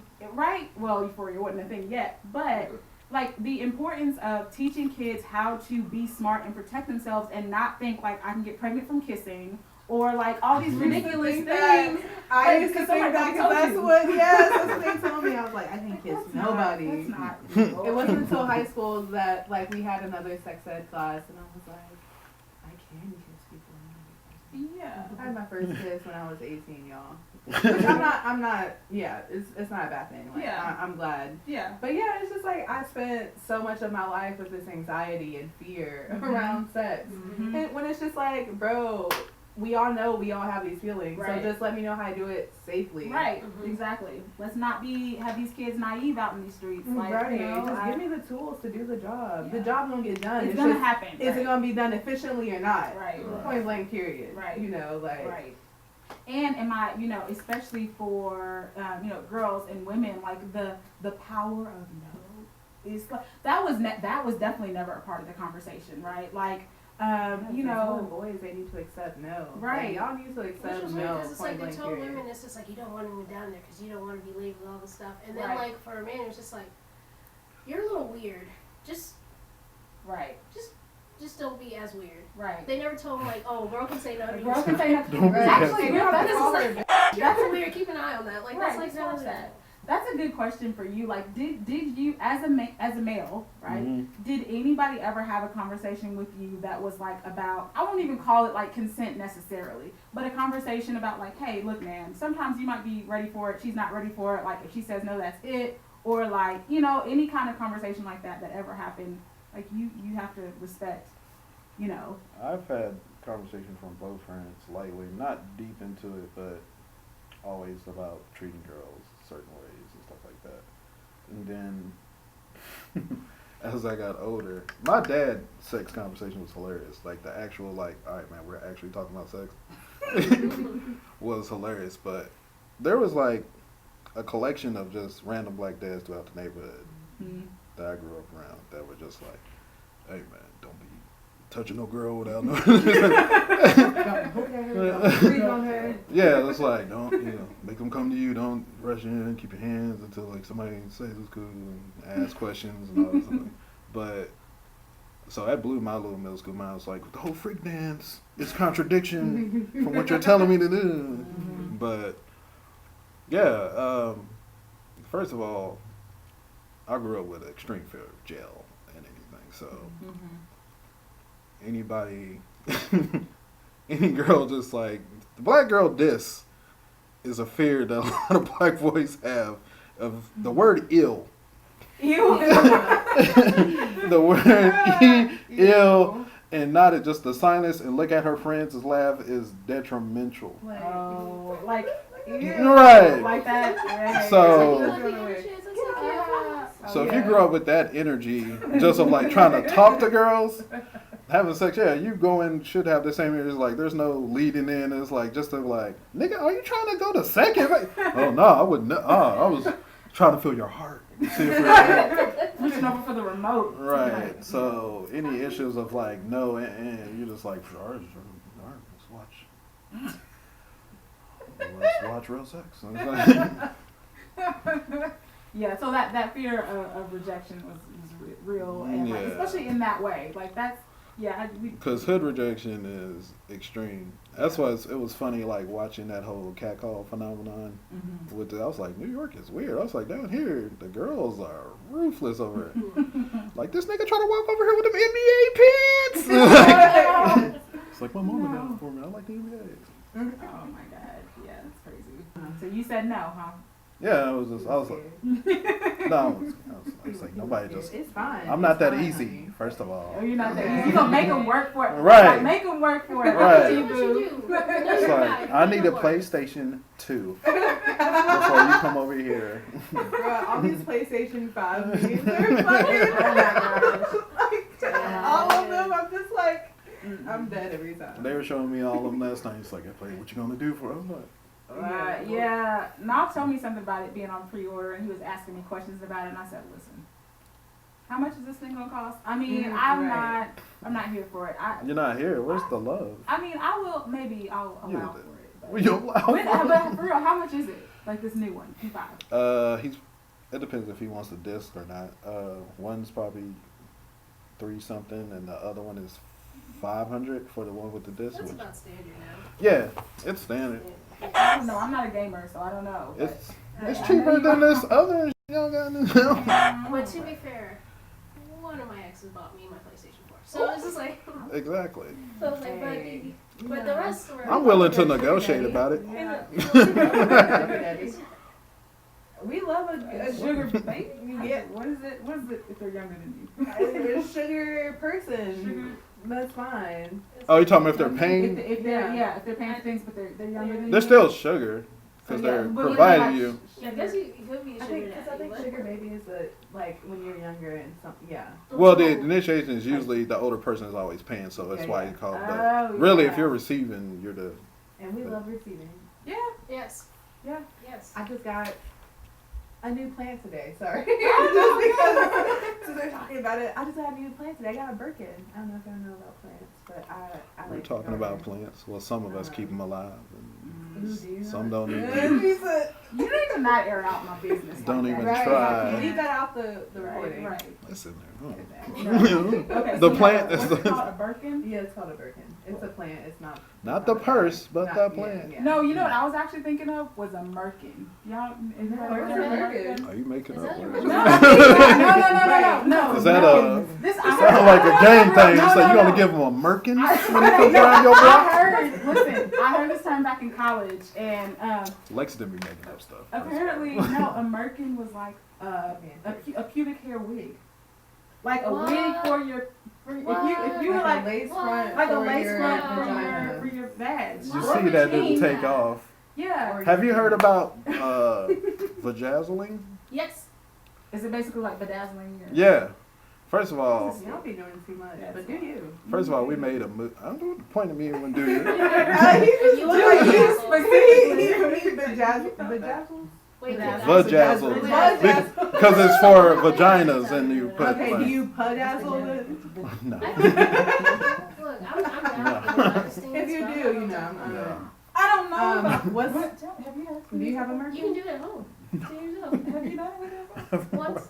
And I don't know what you got going on down there. I don't know. I got questions about it. I have to ask you off camera, but I What's that? Right, side conversation. No, I've never did. I'm like, wait, what conversation? That's just gonna fuck up my penis. It literally is putting like the rhinestone. I think they actually put like the glue or the No, that sounds no, that terrible. sounds It's not the real, but it's some type of Like adhesive. the on your It's probably vagina. skin glue. Yeah. That's too much. No, that can give you like I know, it's terrible. I see it didn't take off.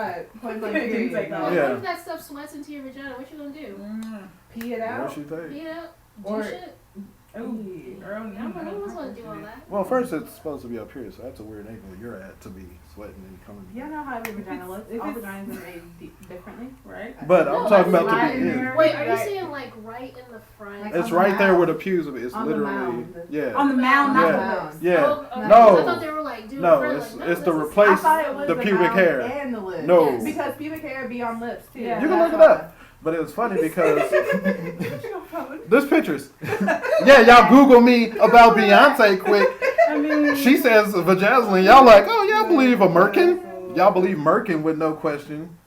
Okay, but because Merc Oh wait, just I like means how there's no no image when you anyway. first Because pop. y'all Okay, but everything sexist. I say isn't even on the vagina. Okay, It's like so- on your fucking torso. no, okay. That's pretty, Yeah, but look at this no. now. Yeah, no, I feel like that's too much. Oh, okay, I It's see. too much I see. for I Look, see. this person has it like all the way It's like down. Oh, tooth gems, no. but for your Yeah, you're vagina. sweating. You know you're sweating. And that Exactly. stuff is just, no, that's not a good Because also like when I say You sweat, it's like also how it works notice how because it's it's only like white people. it goes. Yeah. That's So But it's higher up than actual. Oh, she went all the way. yeah, you see these pictures? I'm seeing old. This is back when it was. Oh wait, let me. Probably like irritating to your skin too. But- I don't know if y'all You can see it from Anywhere here. She else, did- just not. Oh, yeah, close she to did my the whole- vagina. Yeah. No, that's Yeah. So that's She's what- got a little pelvis too, though. Eee. okay. Come Yeah. inside. Ew. No. You have to read Yeah. Now that. this That looks like vagina. something. No. But no, we did a movie years ago, and one of the jokes we were just making up stuff vaginally, and then like Wait, the do you next, wear it out? huh? Do you wear it out? No, There's a Twilight vajazzle. First of all, what is happening with that? Like, I assume it's like their lingerie for Yeah. sex play, or Okay. like Okay, body that's paint, cool. like a Like, body you're not- paint thing you're or not- something. I thought they were just like wearing it for days or something. They might be. I don't know. Oh, like I understand if you're like maybe for like a shoot or like special Yeah. language or yeah. porn. Nah, but- that seemed like something to keep for a while, because that's why. It's just like I don't know, just if you're doing that for sex, like sex sometimes just No, be you rough, don't so want it's just you don't like- want rhinestones. Yeah, on exactly. a- Like, That's gonna hurt you and me. I don't. If you up here driving into Oh no, we gotta find You're not considered like, even though you might be good because the stones are facing outward to you, but that's killing Right, my world. Yeah. What if you yeah. get a ruby lost? Oh yeah, that's what I'm saying. You gotta go. Yeah. Ah, Everybody's gonna feel that. I would feel that Trying to before. find a lost condom is enough. 'Cause the Like, pull oh, off- the fucking a lost bejazzle. The scratch I've would be never a had that problem. experience, but I've always been paranoid about it. Yeah. Condoms? So that doesn't yeah. seem like a fad that should.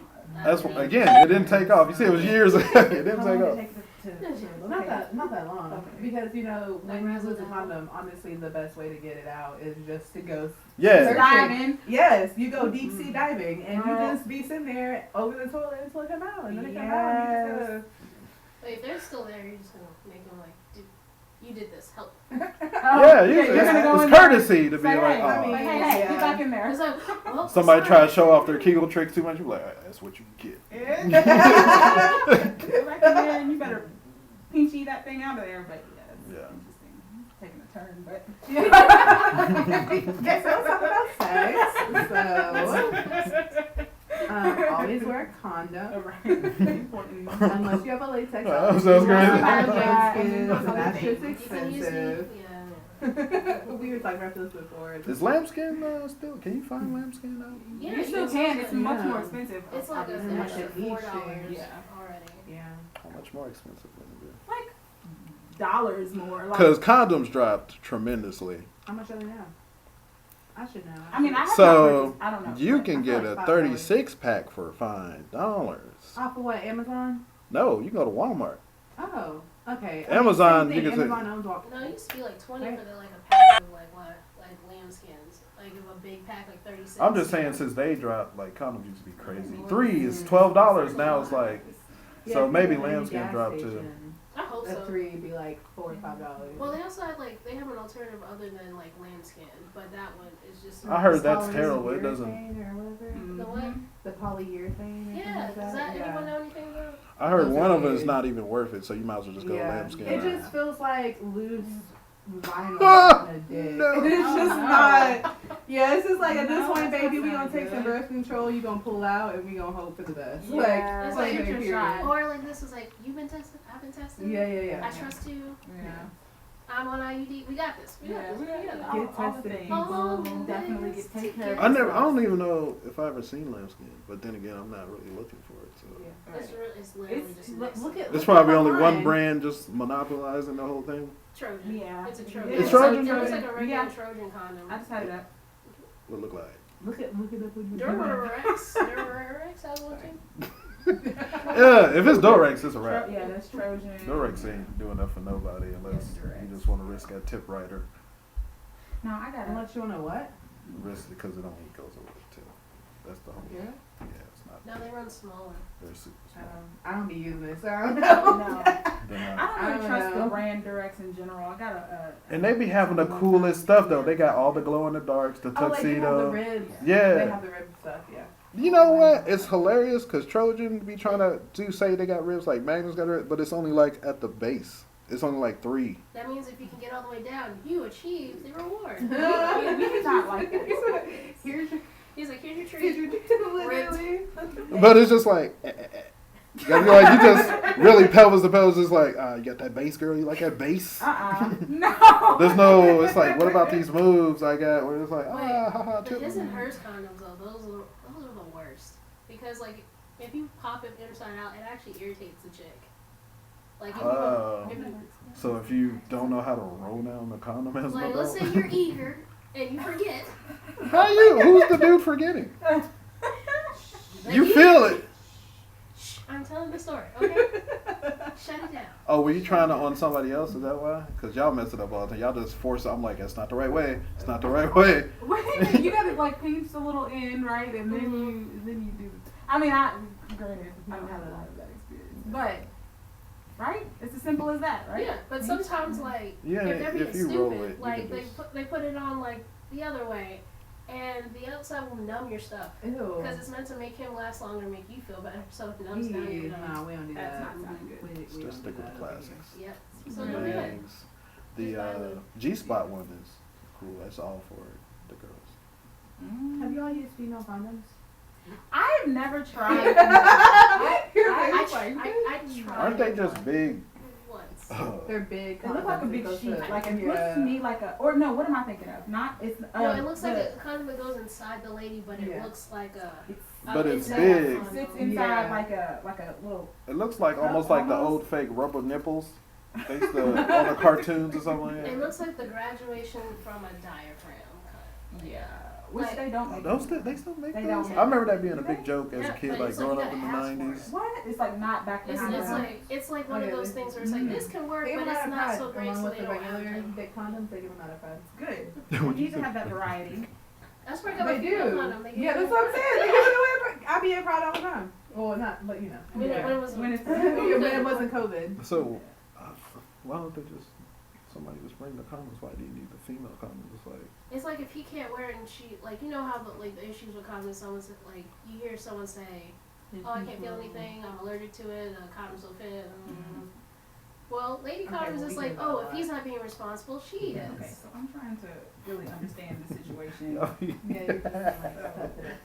getting the niggas if you just be hitting the stories. Honestly, I just got it from Pride and I look at it every now and again like, what? Ever used this? No, probably not, but you know. So no, I put it's my little box of tricks. I gave it a try just to educate myself. Like put it in. Yeah. And I was like, it is not worth it. So it's just there's things that already have to be up our vagina anyway. So it's just like I'm about to add another one. Like I gotta do tampons or a cup. Yeah. Kids, like nah. It's like you can put one more thing on. It's fine, guys. Yeah. Go team. Honestly, what we need to be talking about is male birth control, point blank period. Yeah. Y'all need to rehab. No birth control pills. Male birth control, not female birth control. Male. Just wear the condom. No. Yeah, but also men take need some to be on pills. birth control because like y'all the ones that get people pregnant anyway. Like Yeah, I We're the can't ones get This is toxic as hell. Y'all the ones putting your poison seed in me. Adam and Eve. That's why I got the Adam. It takes two. You was over there just like shoot it off, dog. You was one grabbing niggas by the But would waist. you be and opposed just to like, it? excuse me, I'm trying to get up. No, nigga. Would you get one? Would you be opposed Huh? to taking like male contraception pills? I've been adamant at saying I wear condoms, so. But you wouldn't. If you were safe and she's safe and you wanted to not wear it, you could use this as an option. Been in a relationship, everybody's cool. Yeah. Crazy as They not get snip after the third kid. Yeah. It's like you could get some reverse. How was it? Is he up there? No, he's been like that. Next time he come back down, I want to know. Ask him how it was. Yeah. He act like he was in pain. He's alright. Wow. See how y'all just like disregard male feelings and stuff? Yeah, Put a little bag of peas on it. He was fine. See? It was outpatient same day, like 45 minutes. It's okay. That's what we're talking about, black community just disregarding. Nah, nigga, you alright. It's fine. Some ice. You crying? You gonna cry? With the amount of men or masculine people that don't think period cramps are real or don't see the entire pain that comes around being Who are these a people? It's sexual- like, if there's a whole thing. Bro. I'm just saying, like, why are y'all giving them any bail? It's like, clearly, some people are just ignorant out in the world. Mm-hmm. If a nigga's like, cramps ain't real, it's like, I mean, you ain't never got a Charlie horse. Or like- think about that inside you. If it's like, if there's a whole side of, like, majority of the earth saying, hey, this is a problem, you be like, nah, it ain't. Yeah. Okay, but men really be like that though. Like a patriarchal society, like the one we live in, really be like that. Or we get reduced to, oh, it's just 6 times a month. And it's like, if it doesn't just happen then, that's not. That's Yeah. y'all mental health struggle is the time of month. That's how we treat mental health. That's how we treat y'all about your periods. Yeah. That Kind of makes like, sense. oh, this thing that's natural to you. Well, it's natural to you, so it should be fine, right? You got this. You've had this for 20 something years. Right. You're okay. Not realizing that people are like actually like critically debilitated by it. Like I know someone who has to have an implanted birth control because her periods were getting so bad that she could not like move for 2 days. Yeah. Like she was just like in a fetal position. Yeah. Every time her period started, she's like, I have to get on birth control, and so she has it to regulate the cramps because she was missing work twice a month. Yep. Like on This dude. Yeah, like some people have to get like special medication for the time of that month. Oh, like that happened. I remember girls in high school, like they could not get out of things because of their cramps. If it was bad enough, they would say like, "Oh, you're fine. Can you at least sit in class with it?" And you're sitting here like, like my insides are shredding. And it's like typically like I feel like in my experience with it was someone from school like who had power over me that told me no that you're okay. Even though you go to like a lady teacher, you be like, hey, I'm how She's like being petty.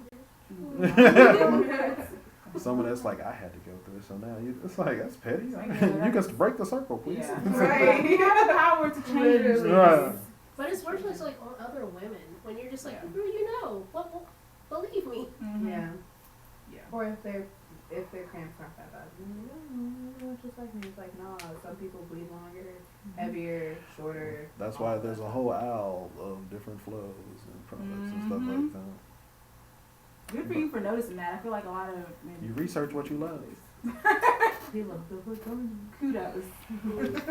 Funny thing about that, what I found out about that stuff is like how a lot of the industry having to do with the monthly stuff is terrible for you because they just use random shredded paper, and dye it. Like it's a whole bunch of recycled stuff like that. So there's a lot of independent companies you should go to that actually like real paper. Honey Pot's a black owned menstrual cycle menstrual cycle.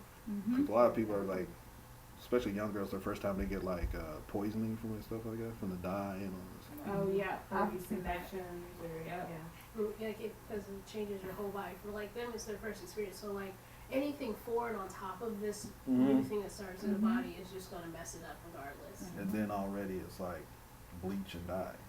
Yeah. Which is crazy. You be like, how has this become a major product? Y'all sitting out, it's y'all bleaching paper, just so y'all can make commercials. See, I'm happy that's why they made the cups. I think the cups Yeah. are like, it is the no, I love the cups because like also I like the mission they did for homeless women who were having their period. A lot of like one company or all companies, I forget who did, but it was for homeless women so they would stop getting like be healthier while they're out there because you know it's taxed as a luxury item, the thing that is amazingly interesting, but you know, like, sorry, I got what I want to say. Give me a sec. Okay, but basically what I'm trying to say is like I appreciate because it's also less waste, less paper. Tampons have also been proven to hurt you and cause like. Why? That's the thing. Why is, everybody has a problem with tampons? So why is that still? Because like, nobody wants to sit in a pad. A pad is sitting in your own life That's fluids. There you go. Nobody wants to do that. But yeah, has the technology with tampons even improved? Because people, it's still like the push. Sometimes, like some, like I think certain brands are better than others. Like some of them are just made with cheaper stuff, right? And some's made with the quality stuff that you need, right? And we have plastic now versus just cardboard. In the past, oh yeah, cardboard applicators were terrible. Trying to stick cardboard into any wet orifice that you have, and making it feel good, or not even good, but just not terrible, not painful.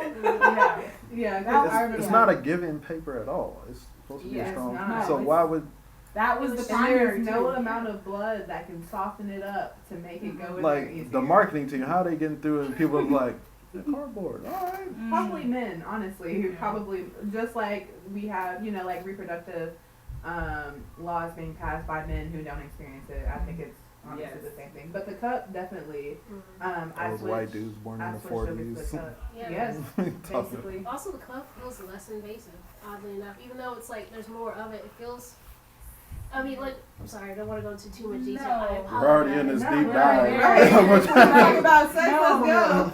I'm just, because you two have had, I have tried the cup and actually had a terrible experience with it. Not with the Diva cup. Okay. Oh, did you do type 1 or type 2? 2, because I've had kids. Okay. So, which I was slightly offended, but I'm like, oh, you're trying to say my whatever is bigger. But anyway. But maybe I shrunk back up after I had these kids. I didn't. But no, the insertion process, without getting too graphic, the insertion process was fine, but wow. The removal. Talk about my people. This is right now. Right, we moved into a late night segment. No, I'm just saying it's natural. This is cool. It's natural. Yeah. Just explain in That's what this whole conversation is about, making this stuff normal, because it is normal. Normalizing it. Yeah, so the insertion was fine, and it was actually super comfortable all day. I wore it for the recommended, maybe a little bit less than the recommended time, but the removal process was terrible. Yeah, I could not, I just couldn't get in there and grip it in the way that I needed to, and so like legit, I ended up having my whole hand up there, not kidding, and I'm crying, and Nava's outside the bathroom door, and he's like, what is happening in there? And I'm like, you're about to have to come in here and help me get this thing out. Like, I'm not even joking. I'm partnership. Like, I really, and he was like, please don't make me do it. Please don't make me do it. I'm like, sorry. But it was so scary to me because I'm just like, I'm freaking out. And of course, when you're tense, it's that much harder. And so I eventually got it, but it took me 40 minutes. And I told myself, I can't do that again. It just was not a good experience. So maybe I just need the technique maybe on removal. I just need to practice that more. But they have a new one out where they put a ball at the end instead of just the stick. Yeah. Because that's one thing I will complain about. The exit sometimes can be a little bit it has its times like different flows, different months. Like it's easier than others. But God, your first time that being that stuff is like terrifying. Well, and I just think about like if I was at the I was at home. This was like on a Saturday because I know I didn't want to practice it out in the public where I might have to go. Right. Where I might have to go because I had this like fear in my head of like what if I'm in my bathroom at work, something happens, I fuck around and drop this thing, and then it's like who has. Like that's the whole. How do you move forward? I'm sorry. Is anybody over there? I'm so sorry, girl. Oh no, she dropped it, Oh, and it slided a little bit, and it rolled over into their stall. And she was and she just put her feet up immediately and just sat there until they left. And was like, sorry. No, I would have had to be like, I'm so sorry. I don't know. Okay, but it's also, it's been inside you. It's what is it, like sanitary or not sanitary, but it's not that gross. I mean, it's clean blood. You know, it's clean blood that your body is shedding. Yeah, but at the same time, if I'm sitting in the stall and somebody else's random blood I know. It's a hit. On my shoes. We fight. I'm wearing flip-flops. I gotta hike my leg up in the sink, rinse off my foot, disinfect it with this soap. That's a hell of a sentence to try to explain to someone. No, it's clean though. It's not mine. Cause some people got a problem with their own. It's like they get a cut and faint and stuff like that. She's like, not only did it fall, it went over to someone else's cup, and now it's their problem too. Right. That is like a horror story. It's like you hear it, then you start seeing the splash, you start seeing this thing slowly. Where you're like, don't touch me. No. Since we're talking about things that happen, have you ever used the temporary ones, the disposables? Yes. I don't like those, but I use a lot. it's not the same. Like what happened? Alright, my story was, I was like, cool, I want to get this. It's cheaper. I went to the bookstore with a friend to go see him, and I noticed that I needed to go. So I went to the bathroom, and I was like, oh, I think it's time to take this out and switch it or something like that. Well, I didn't have any. I tried to. Is it because it's meant to dissolve and be disposed? It's not. I tried. I didn't know how to take it out, so I ended up flinging it. Oh no! Yes! This is such a liberating I conversation. love this. This makes sense. Cause I used to work at Kroger and I had to clean, and they were like, go clean the women's. I was like, I hate cleaning the women's restroom because there's always something. I was like, how did this get over here? I feel the same way about the men's restroom because some of them be straight up gross. It's like you not the levels though. There sometimes. I worked at the Dixie Dozen Theater for a bit, so I couldn't leave someone with my mess. So I'm in this bathroom for like 20 minutes, wiping down the floor, the toilet, and the wall because I refuse to feel shame about this. Massacred the fucking. But yeah, I appreciate it. But there's so many people that just be like, out. Yeah. Let's not act like we don't see people who don't even wash their hands. So let that happen. You know, there's people just be like, I can't deal with it. But like being on the other side having to clean someone's mess, I'm like, I will never leave. Right. I would never do that for somebody. But it was like one of those handicap bathrooms, so it was locked in with white walls and a white toilet and just white everything. In there though? Yes, it did. Okay, beautiful. So you have to run out and run back in. Like, nobody come in here. I'm gonna put up a sign. I locked myself in, and then I proceeded to scrub this like it was my home. I would have flipped the table. With the paper towels. I would have walked in somebody's room, somebody's desk. They're like, today's the last day. I'm not taking this anymore. Yeah, right. It's crazy, but it's so important to have these conversations. Like, because here's the thing: we have to normalize these really weird, awkward, terrible feeling things, so that we don't all feel terrible when it happens, and it's natural. That's the thing is, it's gonna happen. Messy sheets are gonna. I told Nava the first time. I feel like if you're in people just shelter none of this stuff happens. I feel like this happens early on. People don't talk. You just don't talk about it openly. Older generations try to make it never apparent that it happens in the home. Your mom or grandma, it would be like you didn't know she had a period. You didn't know. Yeah, my mom literally couldn't even. My mom didn't help me inserting a tampon at all. She was like, "Watch YouTube, figure it out." I was like, "Whoa, shoot you with the YouTube?" Straight up. And I mean, even for shit now, I recently got on birth control, and she was like, "Yeah, I don't know shit about that, so talk to your healthcare provider." I was like, "You were my mother. You." At least she pointed you to a professional. Was like.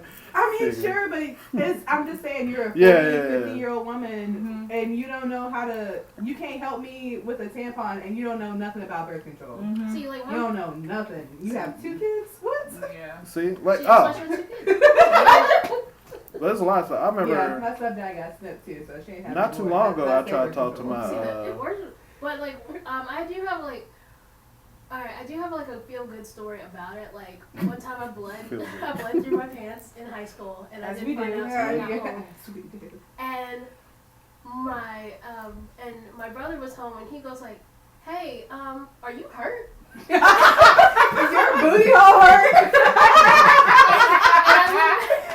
I'm gonna text him that right now. Hey, are you? Oh my god, I don't even know if he remembers this. And I remember just starting bawling, crying because I didn't know how long it happened. Right, because you'd be so embarrassed. Yeah. And he goes, "Girl, don't even trip about that. That's natural. You can't help that." And I was just sitting here like, that was the first man to say that to me.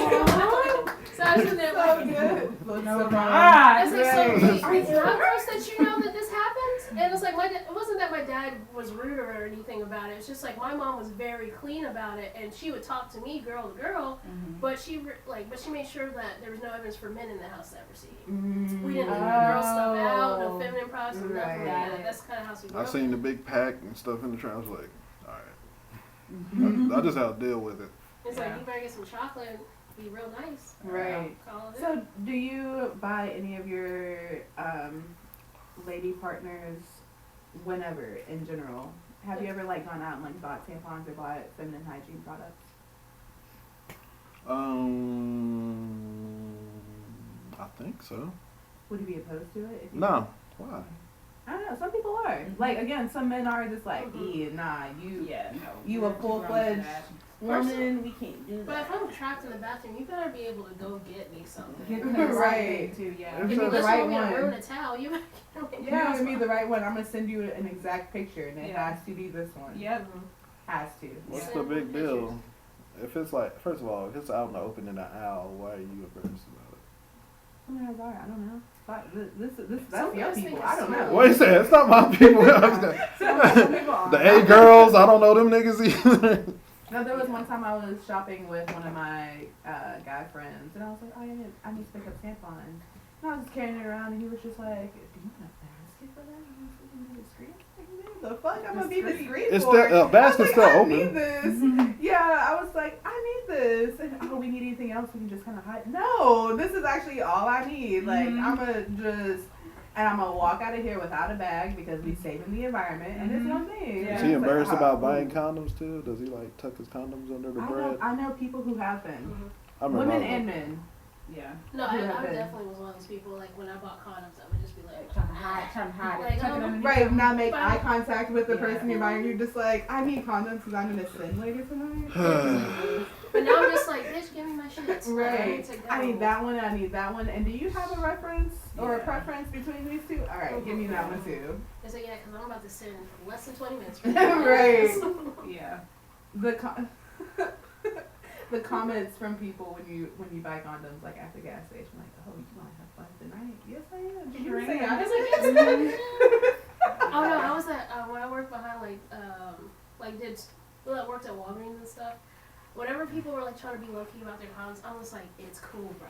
We all do it. It's like, go get it. You're being smart. Oh, one time a guy came in, like, I had guys come in and buy, like, Plan B all the time. Ooh, I love that. Yeah. He just going in, like, taking care. It's like, look at you taking care of business. Right. You want two for the price of one. Handle that. Dude, when they became over the counter, they was like, oh, yeah. Let me get that box. No, when they were able to get out the drive-thru, pulling up the walk, I was like, That is so true. Did anyone call their doctor to get that taken care of the old-fashioned way? No, I've bought a few in my day, and they were always on the counter. Ooh, just but early on, only a woman could get it. Yeah, and then if you were underage, you had to get permission from your parents. Yeah. Unless you went to Planned Parenthood because they were cool. Shout out to Planned Parenthood. Yes, also shout out to Louisville Doula Project because they give them out for free, and I actually low-key, not even low-key, I have a stash of free Plan B that I got from them. It's actually not like Plan B, it's the off-brand. Yeah. But they give them out for free. They give them out for free because that's expensive. Yeah, it is. Yeah. So if y'all, whoever need a hookup, Louisville Doula Project, they're dope. I think they also put some in Full Stop. Yeah, those are expensive. They add up. They are. Yeah, they're like $50. Yeah, they are. I like, know. It's like, it's just like, bro, like we all like having safe sex. Why can't this shit be free? Like y'all like getting some, we like giving it. Just make it everything free. Like, if your Viagra can be like that, everything else should be like that. But if you're like super confident of going by and Plan B, why can't you just go buy her tampons? Cause I seen dudes behind me. I was like, No, but that looks like more like a win. Yeah. And the other one looks more like you're. Like, how? not really, not because you're not, but like once it's you got in-house. That means it's consistent because you're buying tampons. Cause who says it's like? Or unless it's like, what? Even if it wasn't, it's like it could be from your mom or something. Anyway. Yeah. Right. If you know teenage boys that would buy them for teenage, so we talking about teenage boys. No, not teenager. I'll say like young adult male that would be like, baby, I need you to get me some supers from the store. He's $20. Have fun, alright? I think he would look at that 20 and be like, I'm good. Like, I feel like that's the experience. What's the age range here? Because that's like. Nav goes for me. Nav has gotten it for me. How old is he? He's 32. Okay, 33? so we talking 30s and under. Because how old are the people you? Alright, my dad's never done it for my mom. But it's out of. They're old. He's from South school. And all this other stuff. But the thing, he's from Arkansas. You can't. He remembers yeah, you can't go from. I'm talking about at least our generation below and above. Well, around the my mid-20s, I have definitely, or like earlier, like coming into the 20s, definitely there were guys that were just like, nah. And I'm like, if I'm giving it consistently, it's a win for you. Just go give me some fucking tampons. I think that's when I got it. Like, my college girlfriend asked me, and I was like, all right. Really? Yeah, no, a lot of some of the people that I messed around with in college was just not. They're not. Yeah. But you know, boys mature slower than women. So it's true. You know. So. No, they don't. They learn like it seems like the lessons that we're taught as women. Some of them have to learn out in the world because it's not taught to them to be that way if they live like. And vice versa. Our dealings are very different because there's a lot of stuff. Like if you talk to your dude friends or something, you trying to explain the situation. They're just like, I know what this nigga's doing. Why ain't you figure this out yet? Yeah, the socialization is different for sure. Like Big Mouth actually talks about that. That's a good Big Mouth. Okay, the first season of Big Mouth was really cool. The second one, I was like, what is going on? Yeah, they definitely. It's like they deep though, because the first one it was like they had a story mapped out of how they wanted this to flow. The other one was just like individual episodes. Kind of. Each episode was. This is about you going quiet. It's almost like they tried to flip the guys and the girls like story, their arcs, but they didn't put enough depth into it. Like because they're dudes writing a story about what a woman's perspective. Like the mixed girl, like the mixed girl's journey of figuring herself out. That was kind of like. Yeah, you might. And it's like, all right, She like, hormone monsters are real. They are. The monsters are hilarious. Because that's real. Just do it, come on. No, the fact this nigga had like baby penises. Yeah, multiple to choose from. No, so disturbing. I was just like, I don't know if this is provocative or like no, the dude's old fairy. Like what is this? The old fairy, the one that just falling apart. He said, "That's your sex." He's like, "Hey, make a move." It's rough in the street. Let's give him the sex. You were like, what? This nigga dying? My sex dead? It'd be like that sometimes. You just get at it. It's like that's for the late bloomers. That's what he's for, the late ones. Right. I don't know, late. It didn't seem like this is over. He had no game for him. He was like, whatever. They say she's pretty. I was like, I was like, this nigga be salted. Hormone Monstress was like my hero. I love her. I like her. Yeah, she was the best. She's like, I don't take shots. I only do bubble baths. So yes, it's a mood. Yeah. Who does her voice? Maya Rudolph? Maya Rudolph. Yeah. So, yeah. She's good on that stuff. Yeah, she's good on all that stuff. Oh, have you seen this? It was a short film called, I think it's called Mosquito or something. Mosquito? Or something I love, but it's on Prime, and it's got, I don't know his real name, but my dude Lawrence from Insecure. Oh, yeah. Team Lawrence all the way. Yeah, definitely Team Lawrence. So he's just breaking up with his girlfriend or whatever, and it's being narrated. We don't know who, but it turns out the narrator's a mosquito. So he's going through this day, breaking up with his girlfriend and hanging out with his friends. Like, let me verify. I just want to, he gets bit and whatever, so the mosquito falls in love, and she was like, damn, I ain't never had blood like this. This something special about you. Like, she's going through this narration of this minor Rudolph. So she's falling around, don't go, where you going? Oh my God. I smell him, he's somewhere near. It's like, and this nigga's just living his life, getting over depression of breaking up. That's my list. So he goes and like hangs out, finds his ex at this party, whatever. They're kind of hooking up. He's like, "This ain't right," or whatever. She's like, "Look, I can't believe you're going back to her." It's like funny because like she's flying around the room, narrating. It's like, just going to somebody who don't appreciate. I would appreciate you, baby. It's like you're a mosquito. He's like, And at the end, something crazy happens or whatever. Where spoilers, by the way, but it's a short film. It was nothing captivating. So he ends up turning into a mosquito. Like he start hearing her, like her nerve. He's like, somebody there. I thought I heard something. She's like, it's me. All right. Then he turns into a mosquito, and you're thinking, oh, they're about to be together. Somebody there at the basketball court. Somebody smacks him with a basketball. And that's love. are you sure this is on Prime? I believe I saw it on Prime. It might be called Love Something, but I just remember mosquito. But I see one called The Itch. nah, it's not a horror. It's funny because they made it seem like a show. It's like episode 1 or something, but that was the whole thing. Okay. Well, I'll try to find it. I'm not finding it, but I'll. If you find the link to it. If you IMDb dude or something, it might be on there. Oh, okay. Yeah. I have to go look up the cast of Insecure real quick because when you first said Lauren, You thinking the other guy? Y'all want to I get really into went an to- insecure talk? I really went. I was thinking real quick if she's gonna have it. 'Cause I was thinking someone recently compared me to Nolan Dar. And I was like, what? So it's just been on my mind. Yeah. But yeah, Insecure. Also love it. Huh. The whole She's Gotta Have It, like the I don't reboot. know. Did you watch the original? But I like her. I like the So the movie. whole She's reboot hilarious. with the show, I feel like they kind of rushed that too. Doll. The reboot? No, There's just a show. Oh, Yeah, the Yes, show. you did. With that. So it's like going in, because they had 2 seasons, right? The Future Eternal, yes. Because I only got But, halfway but he through the was on second a season, Yeah.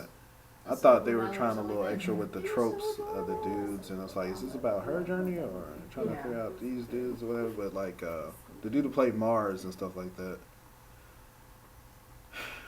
like in the original, that's played by Spike Lee, and his whole thing is like, he's geek, you know, he's not ugly, but he's not all that but it's something about him, he's entertaining.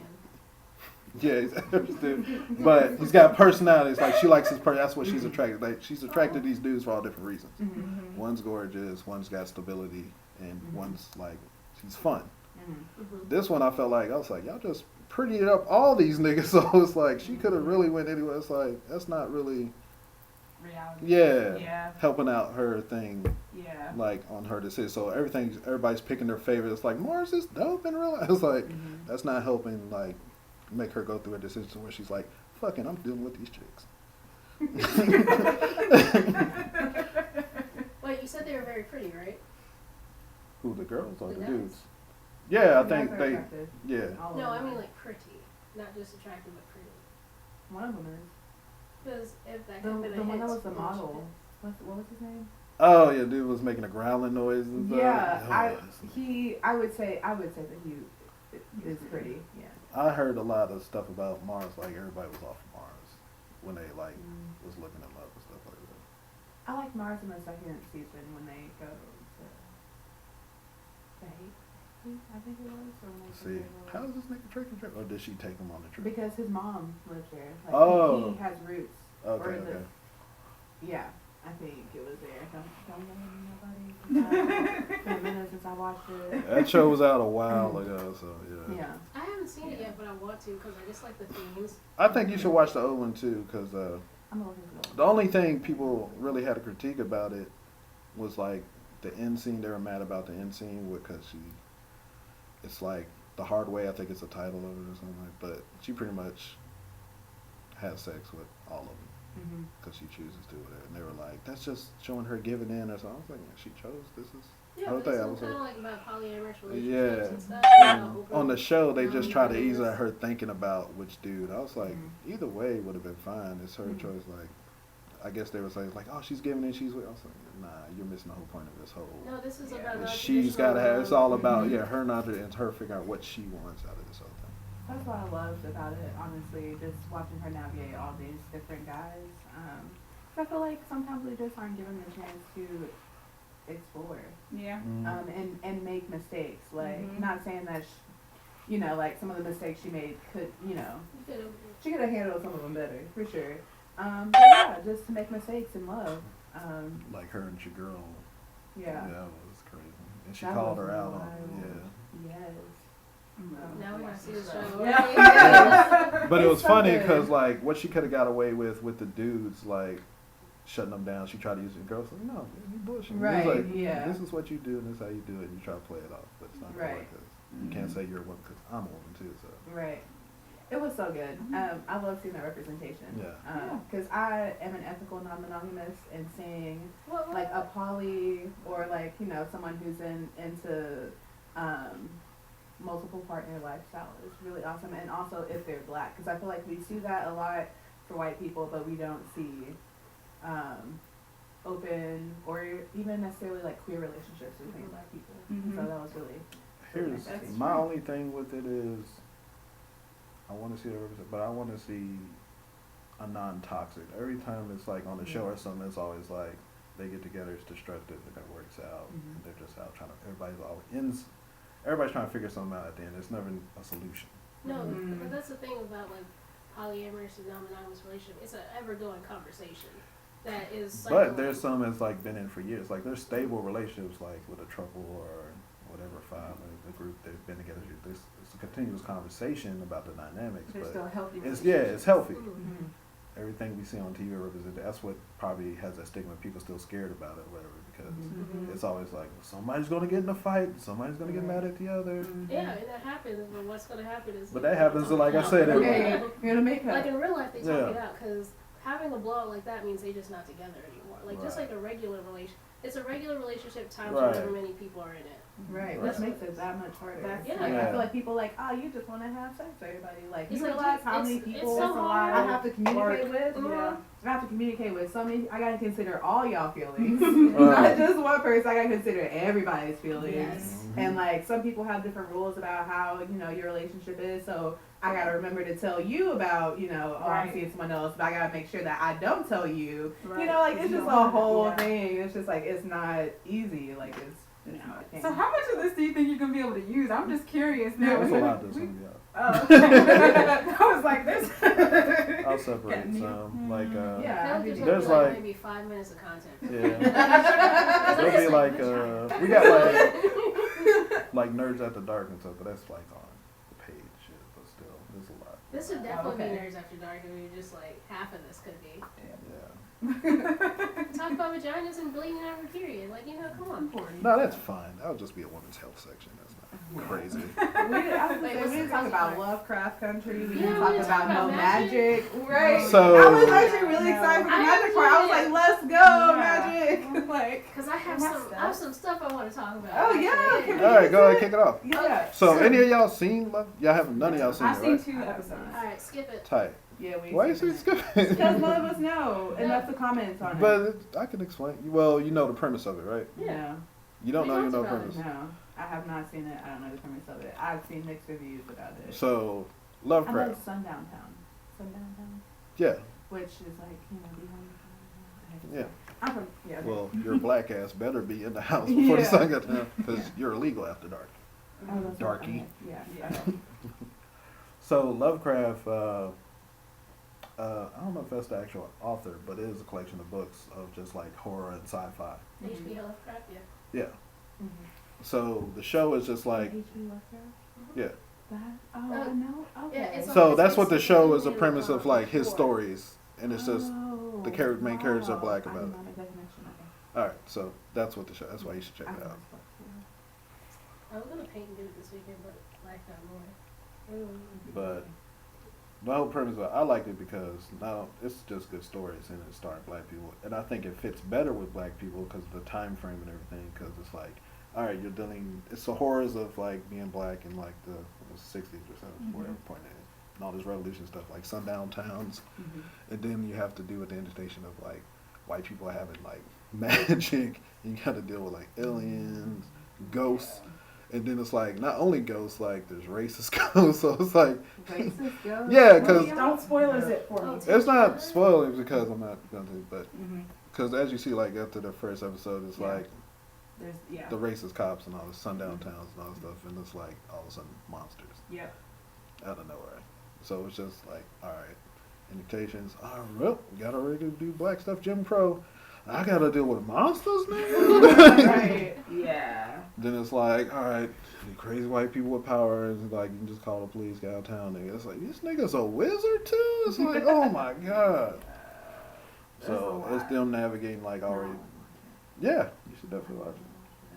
That sounds good. I thought it just felt like racist. No, that's really. I'm good. I experienced that enough. I don't need another movie on that. Like, After. Because I can't watch How They See Us either. I'm just like, oh yeah. I'm just like, you're kind of, yeah. I don't need. Kind of done with that. Yeah, but that's what I thought it was just about. It's like, nothing, and it's funny because there's a lot of victories in it. You know how like, I don't know about you. I'm over like the 12 years a slave and all this stuff. Like, because it's like you're telling a story, but it's like no feel good. It's like, well, nigga, you were black, so you had to deal 12 years. You get to go home to your family. It's like, is that a victory? I don't get no payback. It's like somebody still left behind. This one, there's small victories. So you're like, ha ha. Okay. So yeah. What is it on? HBO Max. Yeah, I don't have it. I'm gonna find it. I don't have it. It's on Amazon Prime too. Is it on that link? Yeah. Send me that link. You will save me like 5 minutes of trying to find it. Yeah. But I'm gonna find it because we are resourceful. Yes, we are. Not paying for shit. Like, yeah. So what's the stuff you want to do? yes, let's talk about magic. I'm so excited. Okay, alright, so this like whole year, like I've been doing like a spirit quest for like just stuff, learning about different religions. And something came out that came to, that made it see it in a different light. Midnight Gospel. Have you ever heard of yes, that? I love that. Oh, that's what we're talking about. Yeah. Yeah, like we talked about it before, but no, like I was learning about like how to use like occult stuff, just learning the history behind it and like learning its roots and stuff, because a lot of it is like African, and then a lot of it's also like Eastern European, other places, Haitian, like all those things, and there's different kinds of it. But the most important thing about it I learned was about intent, and that's what I liked about Midnight Gospel. There's a guy with a fish head. You remember the fish head episode? Episode, it's like either two or three. I'm sorry, continue. But yeah, when he was talking about, it's like, yeah, so I do magic, and this is how I live my life, and it's almost, magic almost seems to transcend like its like roots when they talk about it the way, like saying like, oh, this is down here with a chicken, and you know you cutting someone's neck, and you like getting the magic out there. No, it's more like energy and vibes and you being one with the universe, and like basically making waves and accepting waves of the vibration. And I was like, oh my god, that's so cool. But that part, but even though I'm saying that part and like being goofy about it, what I learned about it was like you can access magic through like meditation and being one with oneself, and that's to me like has the same lines of like psychology about if you're okay with yourself, that is a form of magic in a way. Like meditation is a form of magic, and like ceremony, and like I have a question, like do you know what kind of magic you practice? Like if you do magic? I don't know the name. I would say I practice a more of like a nature-based magic, which is in line with like ATRs, so like African traditional religions. Okay. So like herbal, like kitchen and garden. Yes, yeah, I garden. Alright. So yeah, you were telling me earlier about your garden. So do you have a big garden? Do you have a big green thumb? I would like to say my green thumb has so it's weird. People talk about when they awaken spiritually, sometimes that can go hand in hand with their green thumb or like gardening or whatever. I don't have a garden in my backyard. I do have a lot of houseplants that I take care of. And some are edible, but most of them are not. But yeah, I it's kind of happened during quarantine since we've had the time. I also set up like my ancestor altar. So everything's kind of like been coming together at the same time of like being awakened spiritually, because I was raised Pentecostal, and in the South, I'm from Texas. So it was like a small town, in a very small-minded, conservative, like, Christian sect. And, like, going from Christianity, where everything is, like, these are the rules universally, it applies to everyone, you follow it, to a spirituality where it's like, does it work for you? Mm-hmm. If it works for you, you notice that this works for you, that's good, that's all, that's what we're focusing on. Mm-hmm. Which, like, EFA, which I think is what I've been looking into, it's kind of based around, like, if it works for you, then that's what you do, because it's helping you, and it's just a modality in which to help guide your life. So, yeah. Wow. But isn't that like also like a form of mental health? Like, Oh yeah. like that's what I liked about what I found about magic. I thought it was gonna be this like I know, like, you know, the outskirts of it. Like, you know, they thought it was gonna be like Harry Potter or something like that. People are doing spells in their basement or something like that. But a lot of it has to do with just being like, okay, this feeling that I'm experiencing right now, like, how's it empowering me? Like, just being centered with yourself, and for you to do something, you have to have will and intent to do a lot of it, like the actually making of spells and stuff that I learned about. And what I found so interesting is, like, a lot of these are mantras that you see in people do in meditation and things that they tell you in therapy to do. And I was just like, oh my gosh, this is all connected. So when I see this rise in magic, like, lately, of everyone doing it and people being at home, and COVID is making people, like, sit with themselves and deal with their issues, and that they didn't have the mental space to do before. And a lot of people are coming out like, oh yeah, I think that's like, they started doing the self-care rituals and everything like that, which is also spells that I looked up. Like the one where it's like you sit with yourself, you take a bath, and you put healing things in. There's spells for that help you do that. And I'm just like, a lot of self-care seems to have taken the ceremony out of it and just put the parts that we need. And I just saw that transcend across boundaries, if I'm making any sense. That's really interesting. I mean, because I'm honestly, like, I'm listening to both of you, and I'm like, wow, this is, I definitely, because like I said, I was into, like, fantasy, like Harry Potter and like all that kind of stuff. So when I'm thinking, like, girl, I'm actually 52% Hufflepuff, 48% Gryffindor. So I'm not rocking my Hufflepuff hat, but I have one.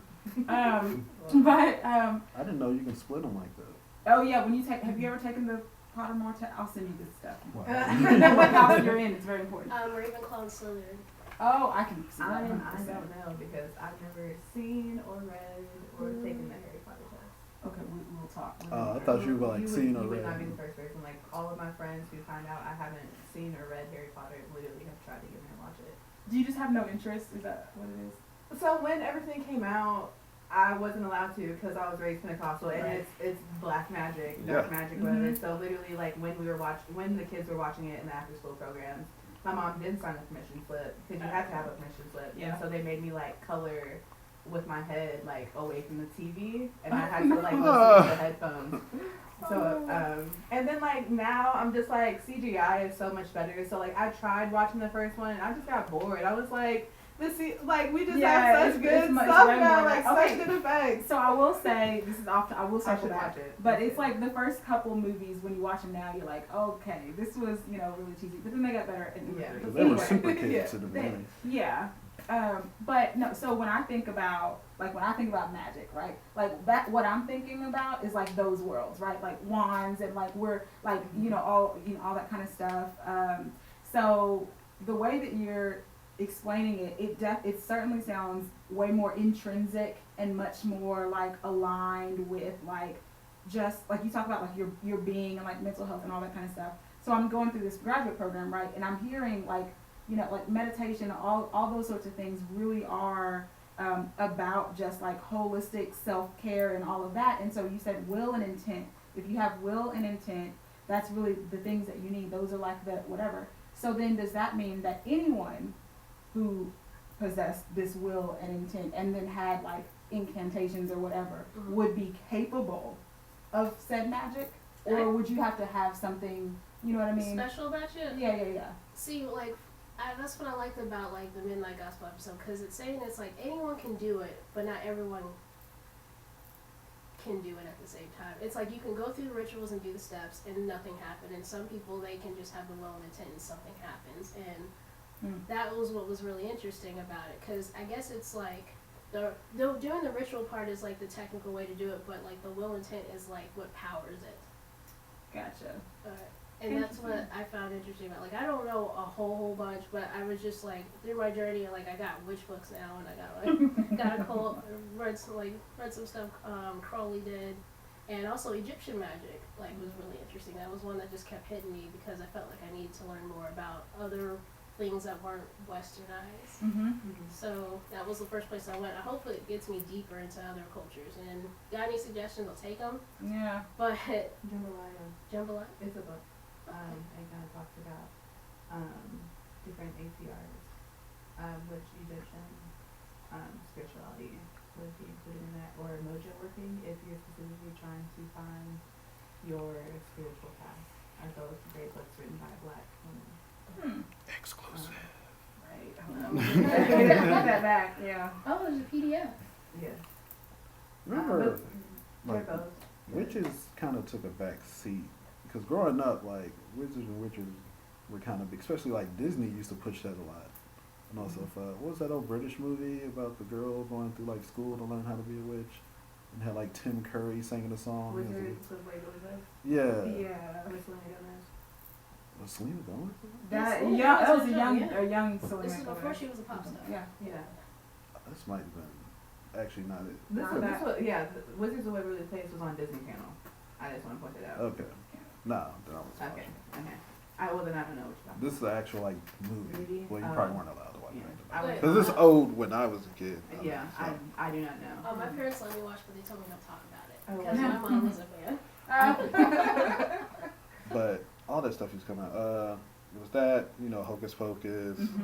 I just watched Hocus Pocus for the first time. What? I love that So movie. good. I'm actually now that I've been able to watch They used to movies, kill those I'm songs, just so too. mad that my parents held out. Like, y'all just held out for no reason. Because now, so we didn't have a TV, we didn't have a computer in our house until high school. And the only reason was because I had to watch the news because I was like in the journalism part of manual. And so I just, all this stuff, like I just finished Moesha for the first time. So good. Okay, Moesha get on my nerves. Well, I'm just like, girl, you were just, but you're a teenager, so I get it. And I'm just like, damn, was I this infuriating when I was a teenager? In Like, hindsight, watching that old stuff like as an adult, you're like, man, what's your problem? Right. You were doing the most. yes, and I'm on Girlfriends now. Yeah. You notice they pushed all the like sister girlfriends movies. Yes. Yeah. Like all of Classics. the the classics. I'm ready. Yes, I'm so ready. I'm ready to watch it. Yeah, I'm ready for that girlfriend. Also, have you seen Twitches? Yes. Yes. And Twitches too, but Yes. Twitches too I didn't like That's as much as good. Twitches. Twitches was Yeah. But yeah, but it was really cute. Is that a Disney show? Yeah, Yeah, that's it Tia and was. Tamara played this. They were. Oh, Twin okay, I witches, remember yeah. that. When they put find out each other movies. as Go adults. Twitches. Go Twitches. Yes. It was a dance. I love that. I'm Oh, sorry. that was it. I've seen the cover. I know what you're talking about because they were pushing out a lot of movies. They were trying to make them like the Black Olsen twins. Yeah. They've been the Black Olsen twins. Like, Right. this is- Okay, They no, got that check. They're They're better than the Yeah. Olsen They were. twins. Let's not degrade The them Olsen- like that. The Olsen I'm twins talking were about trying status to- wise because the Olsen twins Okay. got a real push. I mean, they do, Yeah. but they also look like they've been Tia and Tamara went Oh, on hard. like Oh, like put now- up dry. now, Yeah, yeah. they are look- way more look talented. sickly. One of I don't know which Both one of it is, them but look circling. I mean, but one of them just looked like real, like Like that. She's ghosty, like concave. gaunt. Yeah. Yeah, I'm just like, who But started? Wait, Let's you know who their be- little sister is? Scarlet Witch. Yeah. From From the Avengers. Avengers movie. That's their little sister? Yeah, Yeah. I know it's crazy. Right? Yeah, and it's like, she looks normal. Right. She looks Top, okay. top one. Yeah. I think they got a brother She got too. out. But They no, were what's like crazy six about it, like when you look over this stuff, it's like were they really any good, or they just were comprehensive as kids? Because even watching like I watched a little fake Lifetime documentary on Full House, and they literally had like somebody sitting behind the couch telling the girls what to say, and they just be over like, "Oh no way, Jose!" I was like, "Yeah," stuff like that. Yeah. I was like, "This is where you get $1 billion from?" Just Yeah, well, they had all those. Do you remember they had like the movies, right? Like the Mary Kate and Ashley Go to Paris, Yeah. Mary Kate and Yeah, they Ashley. did. And Go they to showed a Paris. little bit They of had that. the- So one of the other stage moms, because they didn't even audition, she was there to visit a friend. She just happened to have twins. They're like, they're cute. Why don't you bring them on? Whatever. And there's 2 of them, so the labor laws, we can just switch them out. Yep. Yeah. So that made sense. But like they became popular. Like they did the TV show Pose, who's a famous spot, and they were like, the Michelle girl. They love her. She's so cute. Yep. So one of the moms was like, you need to negotiate and all this other stuff. And the dad was like, start a company. So they were putting out the little stuff you find at the dollar stores. Yep. They have the whole, Olsen twin brand. pins and all this stuff. They still have, which is crazy.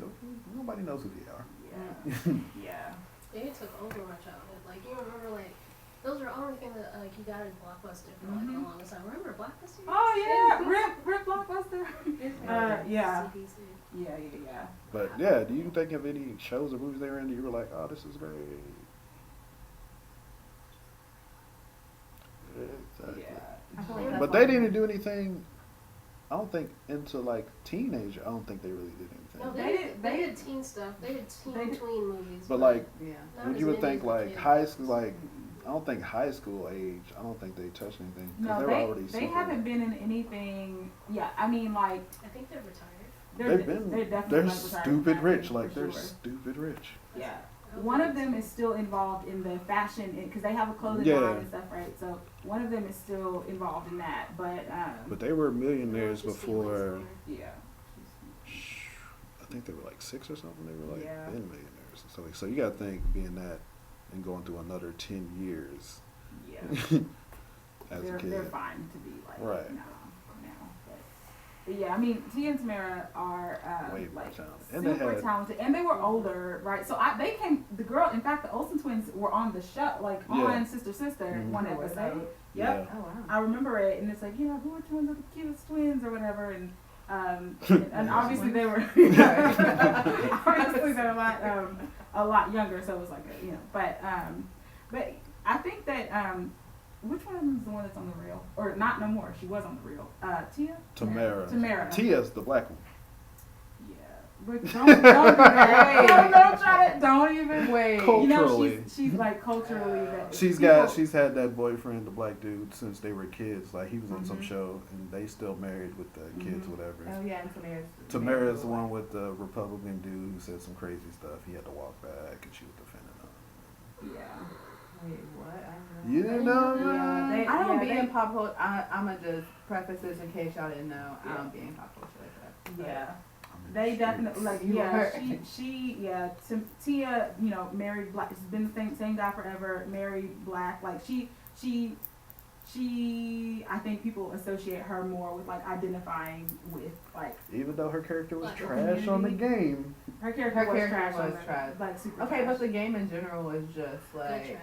Like I feel like they just kept on trying to reboot, and I'm just like, bruh, like, why do you need 9 seasons for this? It should have been cut down at 3. Well, like, y'all were good. And that we can go down the list. Why was Friends on TV too. for I'm like, that long? nobody's gonna watch this. I was in I want to see how it ended. Right, watch the I last stopped season at, like, just to season get 5. exactly. Are you gonna watch season 6 and 7 now? Or what? Or you just gonna skip to 9? I might put it in the background as I clean my home. Like, What? of the game. I never saw the ending. Oh. She's not even in it after that. Like, Yeah, I stopped when they left her and Darwin. Yeah. Like, all the people Then they came back, and it was funny because watching Duke, I was like, oh, Lawrence used to be on the game, and I used to hate him. He was Blue on the game. Wait, who was he on there? Blue, and then it was Lauren London. Oh, They were dating. Right. You were right. And I was just like, oh my God, I don't think it might not have been him. That might have been the dude that was on True Blood. Which one? The dude who played the black dude that got killed by the witches or the fairies. The fairies. The black dude didn't die. Wait, which On one? True Blood? Wait. Are we talking He about got on True killed? Blood? All right, remember her black homegirl Yes. who turned into Beverly Yes. when she was dating the black dude. Yes. Yeah, he died. Oh, yeah. He got killed by that fairies or whatever. They were fairies, Oh, right? yeah. They I know were. what you're talking about. Yeah. He was also... Because she tricked him. She did the mind trick thing. She tricked him into killing somebody else. He was super guilty over it forever. Mm-hmm. Then Yeah, he I tried think to. he was lucky on Buffy, too. Is he that old? Yeah. I've seen him in other stuff. Well, I know he was. Last thing I seen him, he was like Jimmy Olsen in Supergirl or something like that. But it was either him or the dude who plays Lawrence. I think it was the dude who played Lawrence. It was Blue. Dang, he was Jimmy. He is Jimmy Olsen in. Woo. CW. I don't want to talk Ah. Okay. Sorry. Dang, just sidetracked. But yeah. See, this is my problem. I'm all for like them being experimental.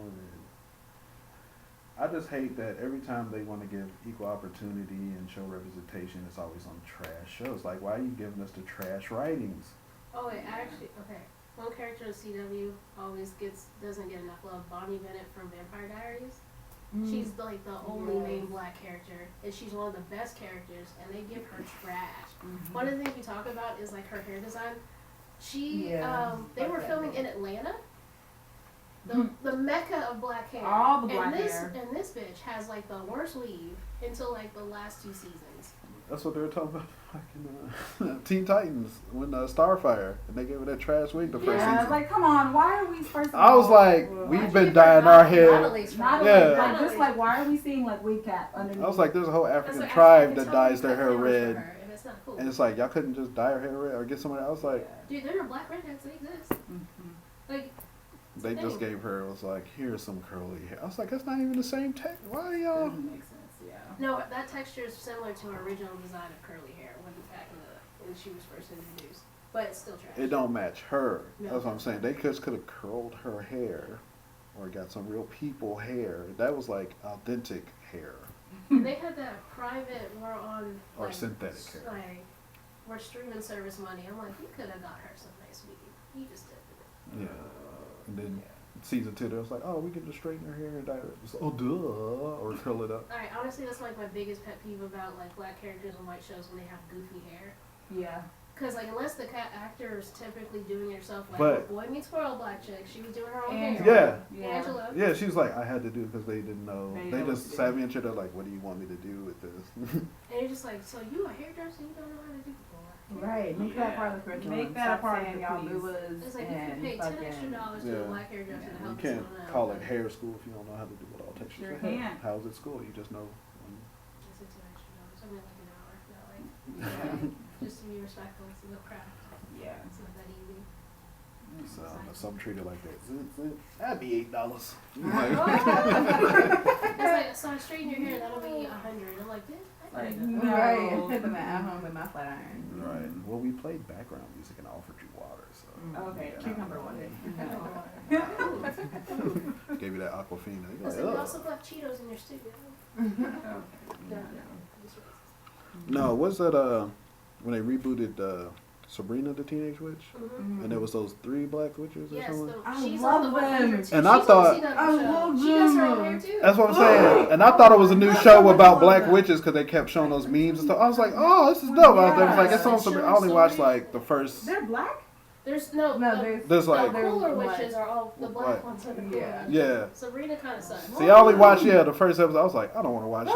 And I saw the memes. I was like, oh, there's black witches. They got to show their side. Because in the second She's so season, good. she's so important. She's so. See, that's what I'm talking when they draw you. I was like, your best features about a show. Her hair also, I love a bitch Yeah. who know how to rock a bald or like a short cut. Her features be popping. I'm like, sweetie, cut me with your cheekbones. Like, lay me out. What's other show? She's on 2 shows. She's on the 100 on CW. Oh, is She plays the one of the characters. Maybe y'all know. So y'all know the new girl playing black. I was gonna almost say black woman, Batwoman. Batwoman. Took over. Have they picked somebody? Yeah. Oh, I didn't It's a know. black chick. We were trying to IMDb. There wasn't much Wait, information. so what's on it. trash exactly about that show? I haven't seen it because I don't care about Batwoman. But like, is It's it the they writing? CW. Or Yeah, it's it's just CW? terrible. Yeah, just later CW shows. It just wasn't enticing at all. Like I don't. Who follows Ruby Rose? Isn't that your girl's name?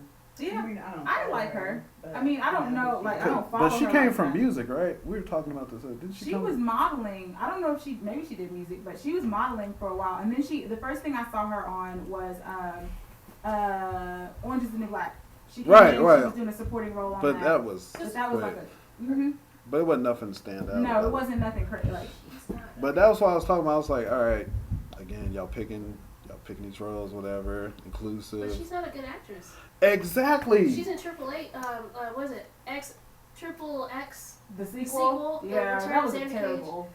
It's fun action film, but it's not great. She was also in actors at all. Everyone was terrible. A little bit. that It was fun. Keanu Reeves movie when he's killing everybody. John Wick. She was John also in Wick that too. John Wick as a mute because they're like, you can't get your lines. Be No, mute. she does well in that one as a quiet person. Exactly. When she's silent, when you can Oh, fight, no. I was like, all you gotta do is fight and be quiet Mhm. because But that's what I'm talking about. It's like, No, there's good people you can find if you want a gay person to be in a role as playing a lesbian. Boom, that's cool. But there's better people. But that's actually has to do with the contract of the Vin Diesel. He can't have people that are cooler than him. He has to win. No, I'm talking about the Batwoman shit. Oh my god. They just need to end their contract with CW, and that's why I'm excited about the HBO Max and shows they're gonna do like Justice League Dark and all that stuff like that. They should, because like the earlier stuff with Arrow in the early times was great. Exactly, until they started trying to cross over everything. 3 or 4 seasons. How many were there? 6. There's 6, but 4 was so like 3. The first 3 were like super solid. I like 4 was like okay, but then the last couple I was like no. I didn't even know it was still going. Yeah, they had like 6. They just killed them on the big crossovers. Yeah, I saw that. Which was it's fair. Yeah, It's it's fair. beyond fair. Because They ruined some good characters on that show. They did, like Black Canary. Black Canary's great. I love her. Yeah. Her continuation is all about it. But they just said, you know what? We're just gonna make this lovable character. All the characters. The worst. And they too. It's not realistic. They just too talkative. I was like, dude, we are vigilantes out here. Y'all doing too many petty arguments. I can't believe you're keeping secrets. Well, everything about us is a secret. Yeah. They went Felicity, But also, like, trash. I think everyone, they make everyone like Batman. Look, everyone's Batman. That's their go-to. I was like, I don't know why they just don't call themselves Batman Comics because he's the only thing keeping the lights on. Because who cares about Superman? Fight me. No, he doesn't do anything. So what else spooky is going on? Speaking of Lovecraft, so the dude who plays the main character in there actually just got picked up in Marvel, so he's going to be Khan the Conqueror. Basically, he's the next big thing to Thanos, even more because he goes through different timelines. So I don't he's know. going. I'm thinking like the most unfamous I'm stories to cross. So I'm okay with like. He's big in the comic. It's just like movies, and he's never been on the TV shows and stuff, but comic wise, dude. Like, how about they just do like the other? I thought they were gonna go with Galactus. Yeah, like that's what I'm saying. Like the mother box and everything is leading up to Galactus. Well, Why that's make DC. this left turn? Well, He's like, I'm now it's giving me like the. He's like, He's like, I got these kids. He's like, remember your responsibility. your kids, take care of your kids. No, it's gonna be in his face. Yeah, he's like, I can see his face. He's like, now that has a threshold of like a certain amount of like time before he's like, so when you come back. It's like, you're needed. Like, Be the hero. You're Save you're me. their daddy as much as I am their mommy. Yeah, You but are mom, their dad. but mom is, you know, He's not about that. you know how moms are. They have the mom magic. No, he just be lazy and don't want to. He has the same dad, but he's just like. It's No, our dad used to babysit us by making sure he could hear us and no one fell. And Yeah, if he that's did how you fall, do. if he got up, we're You good. hear for Well, you see how certain they bumps say- and cries, and you're like, hey. You see how they say they never say mom babysitting. They always say dads when dads are babysitting their kids. You mean when they are parenting? They're supposed to be parenting. I think y'all put that invitation on dudes though. I You don't gonna know. babysit your kid? I feel like I've never heard of dudes. I gotta babysit. I think I gotta watch y'all my made kids. that don't know. Yeah. I don't know. I think that granted, from the first kid, right, with Elijah, I probably took on more of the like caretaking, I guess, like when it came to the kids. Like I'm also like now, I'm the one that makes sure that they're like, logged doing the school stuff and like doing all that. So maybe, you might be right. Like maybe I put him in the side seat role, like the Yeah, you passenger established role. that earlier. Like you said, you have a control thing. So. I do have a control thing. 'Cause it But was your baby at first for a long time. Yeah. I don't recall that. But, Recalls. No, but yeah, he definitely after a certain point he's like, all right, mama come back. So, but yeah. But anyway, we were talking about not getting Galactus. Mm-hmm. Oh yeah. But yeah, he's playing the villain, so he's got a big contract, so he's going to be in a lot of movies. I'm gonna watch it. I mean, I've committed to this point. Yeah, at this point. And they are, apparently they did announce they're going to go with, what's her name, Luetta, or the girl who played Shuri on Black Panther. They're going with the storyline. Letitia, right? Yeah. Mm-hmm. So she's going to take over, they're going to do storyline where she takes over the mantle of Black Panther like the comics. Did they confirm that? Huh?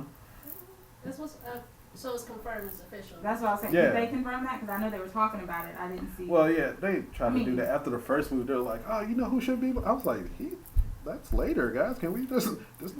It was like Killmonger. Like, that'd be cool if he came back in some major way to do like the Shadow Black Panther part, where it's just basically it's like King of the Dead of Wakanda. You are no longer the king. He dies a but lot like, in the comics and comes back too. So I would say like Killmonger would work in that sense. Mm-hmm. Yeah, but I want it to be with Shuri's. I don't want like it to be like washed over. yeah, because they actually got material. Perfect. Yeah. Yeah. She's supposed to. Like, They she got takes over storyline to do it, for a long yeah. time, a great ruler, the best of them. Yeah. Then there's a Civil War. They get mad because she took over and stuff because he was still alive, but he went on some journey. He got kicked out because of the whole Storm thing. Him and Storm. Like he got kicked out. That's the Storm thing, and also because what's his name happened to their stock. They had to like destroy their stock because someone else got a hold of it for their the metal. Yeah. And you have to make it basically worth nothing, and it bankrupt the whole country. Yeah. So they were just like, for that you need to not be king anymore, even though it saved them. And also, I'm hungry. Yeah, I was supposed to say. Thank you. I was just I was looking at my phone like we been here for. Y'all fault. The worst. It Y'all went on y'all side tangents. That's why it happened. Supposed to be directing the conversation, not letting us get off for 3 hours. I'm not one to try to mansplain and control women, so don't try to get me in trouble. I feel Wow. like we should get Violence, compensated is that to how get you- food for this. Yeah, I'm still That's a fine. sister. But anyway, how can people reach you guys? Got Cashapp? Anything you want? You want some donations? Oh yeah. I need to get a cash app. I don't. Yep. I need to It's like, so if we're trying to help a sister out, I'm an artist. I got an Instagram. What is it? Alexander _artist with 2 T's. If you like to contribute to my feelings, you could just hit me up on what am I doing? It will be in the description also from this.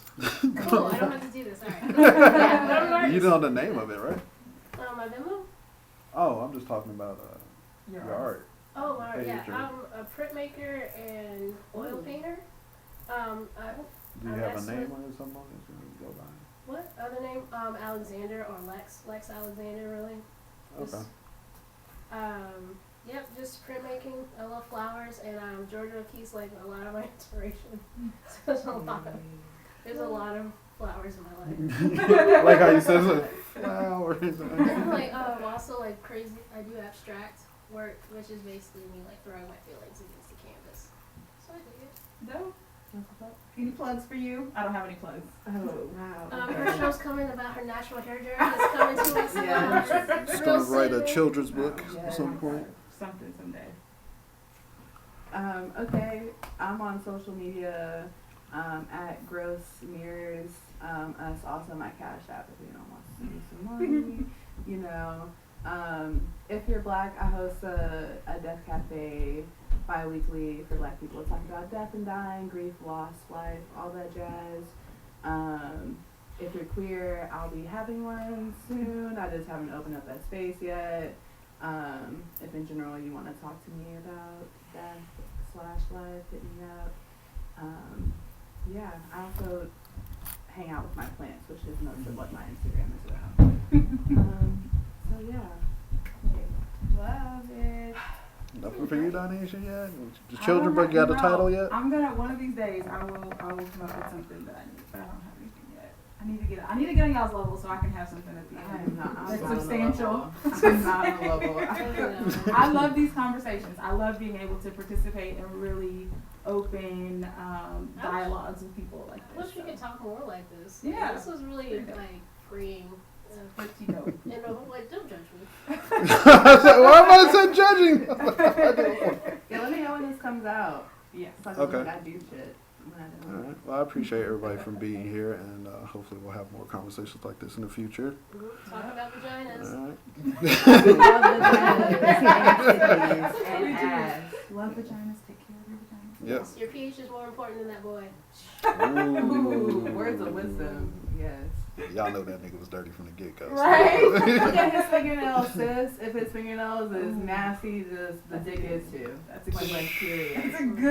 That's a really good threshold. I ain't saying your fingernails gotta be gotta be like manicured, but if your nails themselves is nasty, then yeah. If you got dirt under them, like you can't wash them and they on your hand. He's not a mechanic. It's like, what do you do all day? Nothing. like, you was garden, nigga? No. I just got out the shower. You lying. Straight up. All right. Thanks for tuning in, guys. Appreciate you. Bye.